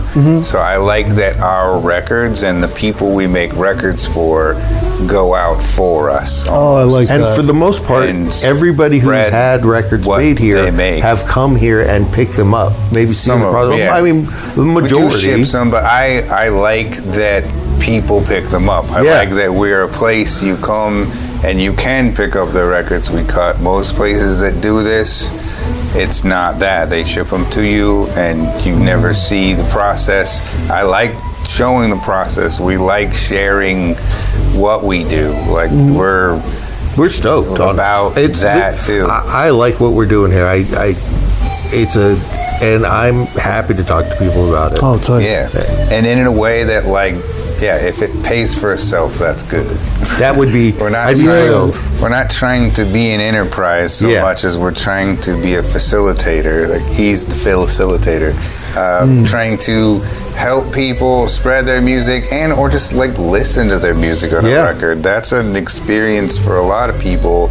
Not everybody has audiences that are making music, so they don't really have a need to buy merch, but they want to hear their record. They want to hear their digital thing that's been on YouTube on a record. They want to feel that warmth, to have that experience, and or from their band from the 90s or the early 2000s. We put out this CD, never on record. I had a man cry. His name's Al. What up, Al? He made a record in the 80s, has had it on tape, had it on CD, uploaded it to Spotify. It's like everywhere you could put it except for on a record. And he's cool. in his That's 60s. all he ever wanted. Yeah. Wow. So in his 60s, and like to make a record, we literally say, I made a record. And he would say, I have this record I made, but it wasn't on a record. So he was Where like, can I buy it? Oh, you can download it on Bandcamp. You can contribute what you want. Cut it, and he came in, I played it for him, and he literally cried. Like, it was an emotional experience. Yeah, and I was like, not that I don't take this serious, and I know what I'm doing, and I know I'm privileged and blessed hashtag and everything, but that moment I was like, shit, I changed this man's life in a way. Yeah. Like, it was weird. And yet some people, they get their merch, act that way, and they're like, wow, this is a thing, I made a record. And some people see I need it those as by like, Tuesday. yeah, like I'm getting t-shirts, which I don't really like, but I get it, and I'm happy that we can do that, you know? And like, Yeah, but when somebody calls us on Friday, I have a show on Tuesday, I need 50 records. It's like, okay. It does take some time. It takes like a couple give me 3 weeks. So yeah, You got art? 3 to 4 you got, weeks. You got wave files? Don't be trying to get it tomorrow. It's not like that. Yeah, But we're making them. yeah, Like, literally. the royal we. It's It supposed literally, yeah, these are one at a time, cut in real time. So it Yeah, takes, exactly. Your album's 30 minutes. It's 40 minutes every time I cut it, because you got to let the record warm up. Yeah. But yeah, that's how I see us. I see us as a institution in a city that we both love, in a county, in a greater city that we both love, that we know musicians of all ages and walks of life could benefit from this, and we're here to help them do that. So, and I like that we've had varying types of people, varying age groups. They've jammed together. We have 60-year-old people jamming with 20-year-old people, and I'm 40 and I'm in the middle. It's awesome. That's tight. And we just want to do more of that on a grander scale. So growth would just be doing that more. Basically, because we could literally put any sound on a record. We could put any image and any sound on a record. Yeah, voice memos. That's why I mean, like, we did a stand-up record. We cut a record for this dude's stand-up set. Like, video game music. Video game soundtrack. That's awesome. So yeah, it's really that you're only limited by your imagination. There it is. And you know, singles are cheaper than full albums. How much time you fit on a 7-inch, Lee? So 7 inches are about like 7 minutes. And on Max. I recommend like 5 minutes. And then on a 8.5 inch or 8 1/4? 8 1/4, you can about 10 minutes, about 8 minutes recommended. And then on a 10-inch record? 10 inches about 12 minutes with about 10 minutes recommended, and 12 inches about 15 minutes with about like 13, 14 minutes recommended. 16 minutes max, really. But yeah. That's a lot of music. Well, yeah, it all depends on the groove too. So the more you try to cram on the side of a record, the shittier it's gonna sound. The smaller the groove width is. So the more time you allow, if you have like a 5-minute song versus a 7-minute song, the groove's bigger, lets more bass, more volume, shit like that. It's science. Cool. It is a science. Cool. Yeah. Just processing. Good. So I got like 3 things I want to ask you in relationship to what you guys just talked about. Okay. Do you ever see it like being more than just Oceanside? Like being about a community that's more than just the town? Yeah. The city? I mean, I won't put a limitation on anything. Yeah, exactly. We cut records for people in Washington, D.C. I just did an order for some dude, so... No, I mean, it's, yes. Yeah, it's worldwide, really, but I think, like we were just saying, like, I like when people come to pick them up. I like that it's a community thing. Like, you can get it and see where it was made. Like, that, to me, in this world of, like, just next day delivery and things come so fast for you. Yeah. I like that. Like, it takes a little time. It's a process, but like, it's accessible, and you can come and get it, and we shake hands and all that. Like, I like that. That feels more community. But like, of course, we make records for anybody. We can ship it. I made a record for a person I shipped in Chula Vista because neither one of us, he didn't want to come up here, or he couldn't. How I'd love to expand is like maybe do a little bit of publishing. Filmmaking, short filmmaking. I mean, I could see expanding that way. Yeah. If the wider world comes to us, then we're not going out to seek it, but we're certainly open to it. Yeah, and just video too. Like we were talking about trying to do shows here where we video and stream stuff like that. We have technological aspirations. Yes, we have limitations now that we're aspiring to not have. I don't know about growth. We want to like stay us and just do more of what we're doing and do it better, I guess, as best we can. Yeah. To me, this is totally a creative enterprise. Oh, absolutely. And it's cool. To me, it's also cool to me that it's a creative enterprise.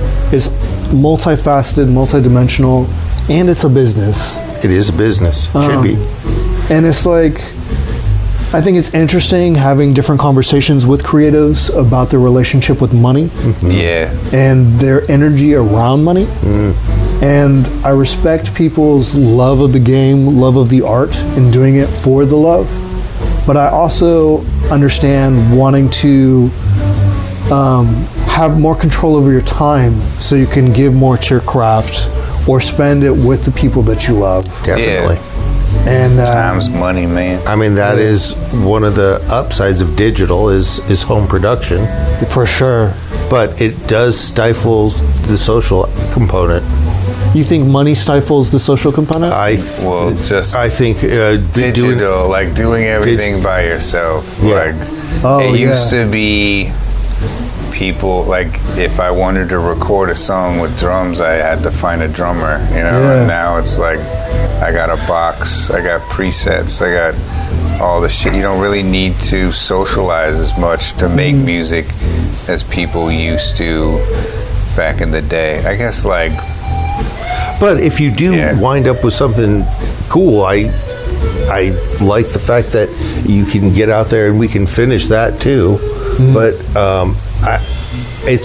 for me, it's really hard to think about how. I mean, I know a lot of artists and musicians who have been shat upon pretty much endlessly as in commercial endeavors, whose work I am awed by constantly, and it's like, fuck, I would like to help this person out, but they're not first of all, they're not asking for my help, they're not looking for my help.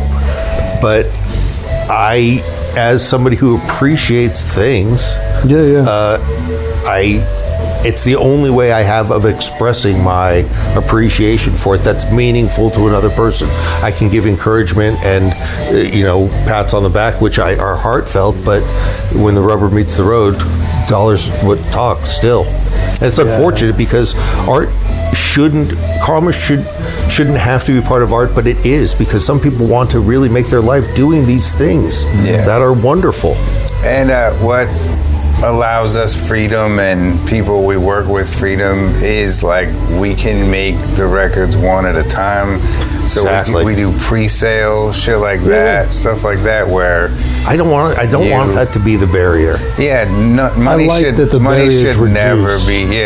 And it's like I get people that come and cost is generally like either the first or second thing they're asking about, and I don't want that to be the determining factor, of whether you do it or not. Yeah, or with us or not, because I know other people do it. Definitely. But I also know that they're doing it for cheaper in more ways than one. They're doing it cheaper how they make it, and we're offering more for more money. Like we do more, that's why it's more expensive type thing. And also like you can make 3 and sell those and then make 10 and stuff like that. And like there's more of a freedom with that versus pressing records. You gotta press 100 to 500. Like it's very limited, and there's a lot of upfront costs with like making the masters and all of those things where we don't have that. So interesting. it's kind of there's ways to make it for less, like, and work around things, you know, and that's why I tried, like, making a single. A lot of people come that are like, my album's 60 minutes long, and it's like, cool, that's gonna be a lot of money. That's like a double. I mean, those take a long time, and a 12-inch record is not like making a 7-inch record. And like when you can pick a song, like, and put the download to your 60-minute album, like, not a lot of people are gonna sit for 60 minutes and listen to your record. Like, that's not really how people listen to records anymore. They listen to a single. They listen to. They buy it because it has a cool cover, or they like the band. It's a tangible thing they want to hold until they can download it onto their phone. That's the world we live in, and that's fine. It's just understanding that and working around it, making something that people get both what they want, something physical and something that they can put on their phone. Like, it's doing shit like that, making it work for everybody. That's why we always try to make it work, but sometimes people are people. Well, I like that option that, like, someone who's younger can sort of get, like, hip to some advice about how to go about making music in certain ways. I think one thing we have is experience too. Like, we've lived our lives. I was in a band. I'm a musician, so I understand the pitfalls and what's good and bad about it. I know it's changed a lot too, so some shit I don't know anything about, and I'm learning from younger people. But one thing I know is making merch and making records. I put my pants on one leg at a time, and I make gold records. Making records. But yeah, I like sharing my experience, but also in the vein of, like, this is my experience. You know? And I have other people I know. I share their experience, and and sometimes like, there's nothing you can tell somebody because you never know. Sorry about that. You're good. Well, it's like when it comes to creativity and money and spaces and businesses, sometimes, like, you need a certain amount to keep going. Like, so you need, like, a baseline. You mean the nut? Trying to make the nut? The nut is an ongoing concern. So then it becomes about, like, well, what's the baseline of shit that we got to do so we can do the other fun stuff that we love to do? Well, that has, I will tell you that if you put in 55, 60 years of doing what you got to do, maybe you'll do well enough at it that you can do what you want to do. Like, work with your friend and make some records. That sounds tight. That's all I know. I mean, there's very few people who don't do what they got to do so that they can do what they want to do. Well, you know, just my experience of, like, finances, struggle or, like, scratching it, you know, and then it's brutal. Trying to figure out how to move forward into my future seems, I don't know how to tackle it. But once again, about being a youth, this is a brutal time. I don't know. I never had a 5-year plan in my life. Yeah, me neither. I've just kind of failed along and learned things and ended up where I am. And like, be here now. We are. I say we. Me a little bit, him less than me, you way more, and, like, these younger kids' generation, absolutely, we are being fucked. Like, we can't buy a house. Where, like, my mother and father's generation, it was a given. You get a job, you buy a house. Like, that's what happened. So things are being degraded for us, and because the younger people are ignorant of the past because they weren't there, and the people that are connected to it are too stubborn to admit that they had it easier because they don't want to say like I had it easy in any way, because a lot of ways it wasn't easy. It was fucking hard for them to buy that house, but they were in the position they had to the buy option. it. Yeah, they had the fucking option. So that's what, like, I get that, and that's why I like. We get a lot of different people, and like we get a lot of different types of customers and clients and people asking for our services, and I like being able to sense like this person doesn't have money, and this person, if you live down the street right here, you don't have any money, and or like in the valley, like you don't have any money, and I know it, and I'm trying to help you. If you're like, hey, I live in Del Mar, I'm like, okay, here's our prices, you know, and that's the sliding scale. That I think it should be that way. And if you're selling records and you're out there doing it and you're consistent already, like you should be willing to pay and help what we're doing, which is exactly another one of our. To go back to one of your questions about who we want to be, I would like to be Chess Records. Chess Records is what Muddy Waters and Howlin' Wolf were signed on back in the day. And and it was like totally unsustainable, and he was insane, but he would like, and kind of in a way that was fucking over the artists, but we don't want to do that. I want to be more open with it, where like Howlin' Wolf's selling way more records than Muddy Waters, but Muddy Waters is fucking Muddy Waters, and like those records need to be made. You know, like that's where we're at. Like I think Topeka Clementine records need to be made. He needs to have them out there. Paisano records need to be made. Like these things need to be made, even if these peoples don't have the means to make these records. Like that's where we come in, and hopefully we get more people that are out there selling records that could buy their records outright and keep this system going. And we're selling the records for the younger people on our website, shit like that, and keeping everything kind of chugging Look for those along. Tasty Wax compilations. Yeah, exactly. 2020 is coming in 2026. That would be cool. Maybe early 27. So I used to work at this place, and part of what I was doing was eBay, so cataloging stuff that the dude would find. And he got this lot of DJ records from a dude who had died. Ooh. And they're from like the 60s and 70s. And it would be like, in the 80s, it would be like Prince, the Eagles. But it was stuff that they would play in rotation at the DJ, but there would be commercials in between. On the records? On the records. Because it was for the DJ spins. For like radio DJs? Radio DJs. Oh, wow. That's awesome. And so they would like prepare kind of how iHeartRadio does with like computer now. They just, it's for P-Rate, you think? Yeah. Not just like no DJ present, they're just playing the record?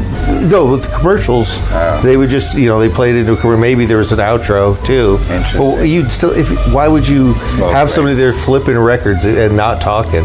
True. That's where the money comes in.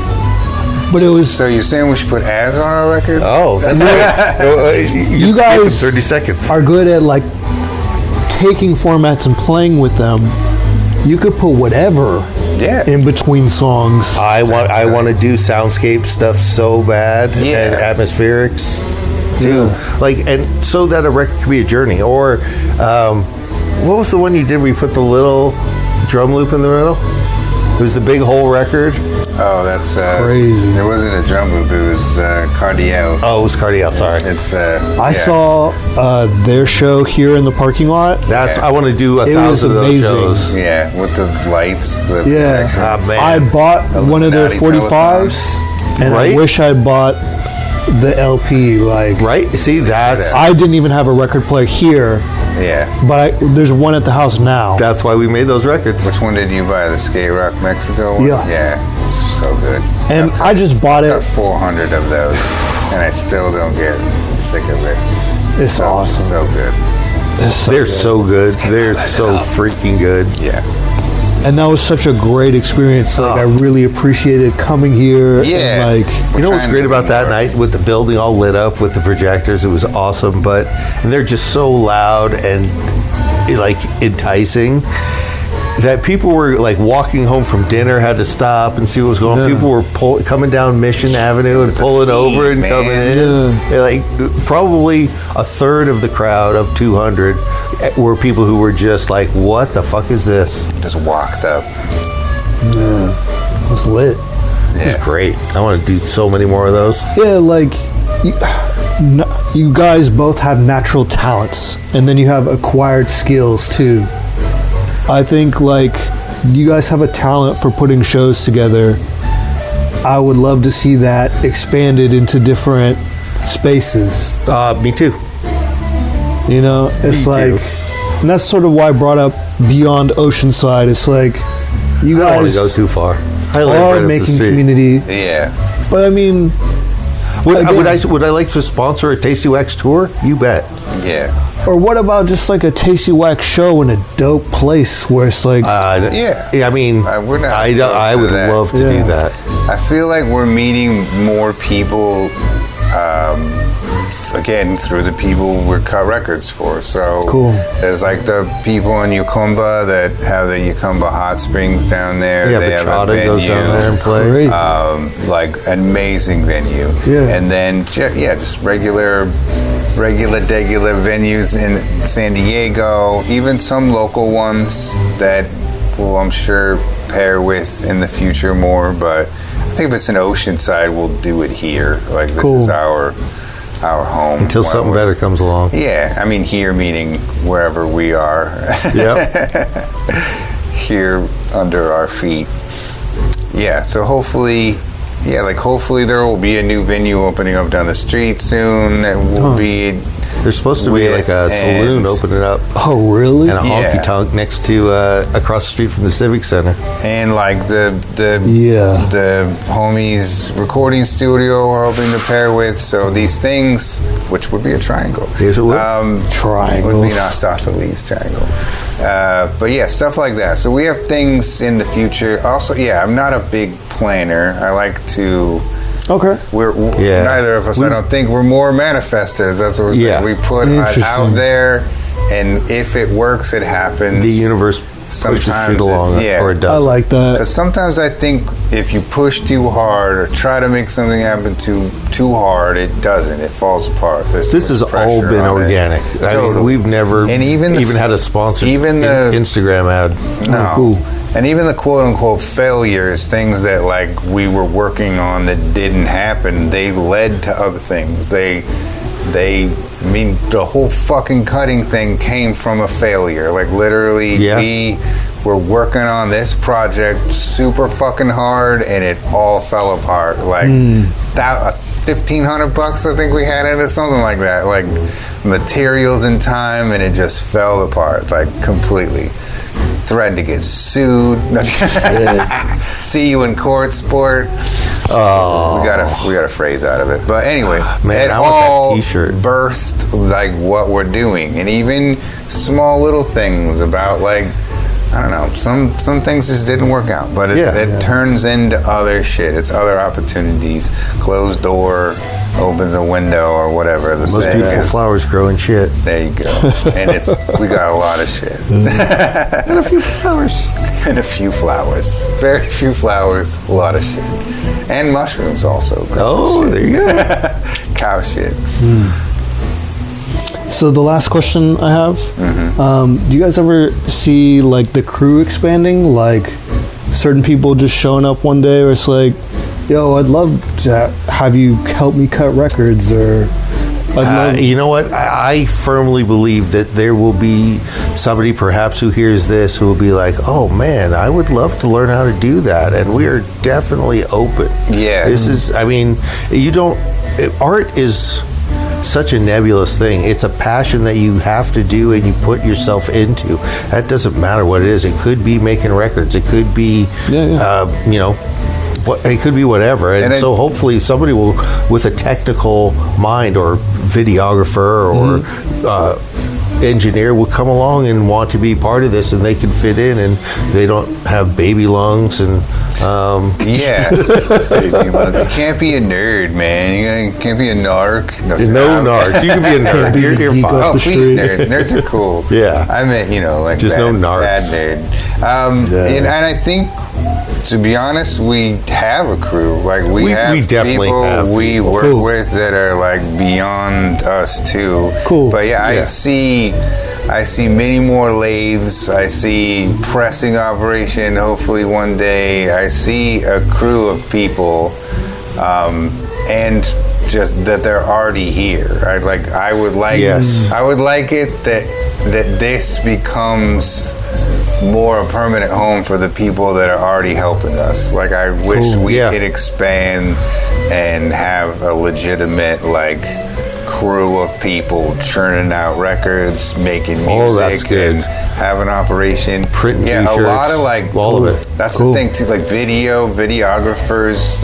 The visual medium is something we have not tapped into. And print. I want to do print so bad.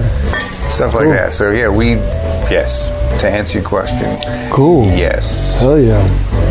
Maybe. If you're cool. I'm gonna wrap up. Is there anything you guys want to add or just talk about? Yeah, this is probably the last time I'm going to talk to Lee. It's the longest we've ever talked to each other. This is All right. much. It was really nice to meet you. Yeah, Hey, it was great to meet you guys. Great to meet you too. Where can people find you online? TastyWaxRecords.com. On Instagram at TastyWaxRecords. TastyWaxRecords. TastyWaxRecords at Gmail. You can, all our info's on our website, and 918 Mission Avenue, number 119. Right here. Between the UPS store and the barbershop. No, it's the shipping store. It's no corporate names. We're next to the shipping store and an unnamed barbershop. Too many names on the barbershop. Too many. There's 6 different names on the barbershop. If you see a barbershop with 6 different names, you come to the right place. If you find the fluorescent lights, we're right next door. Yeah, ask one of them. They won't know. They won't know. They don't know what the fuck we do here. Well, I appreciate y'all. Thanks for coming on the show. Thank you, brother. That was great. We're going to close it.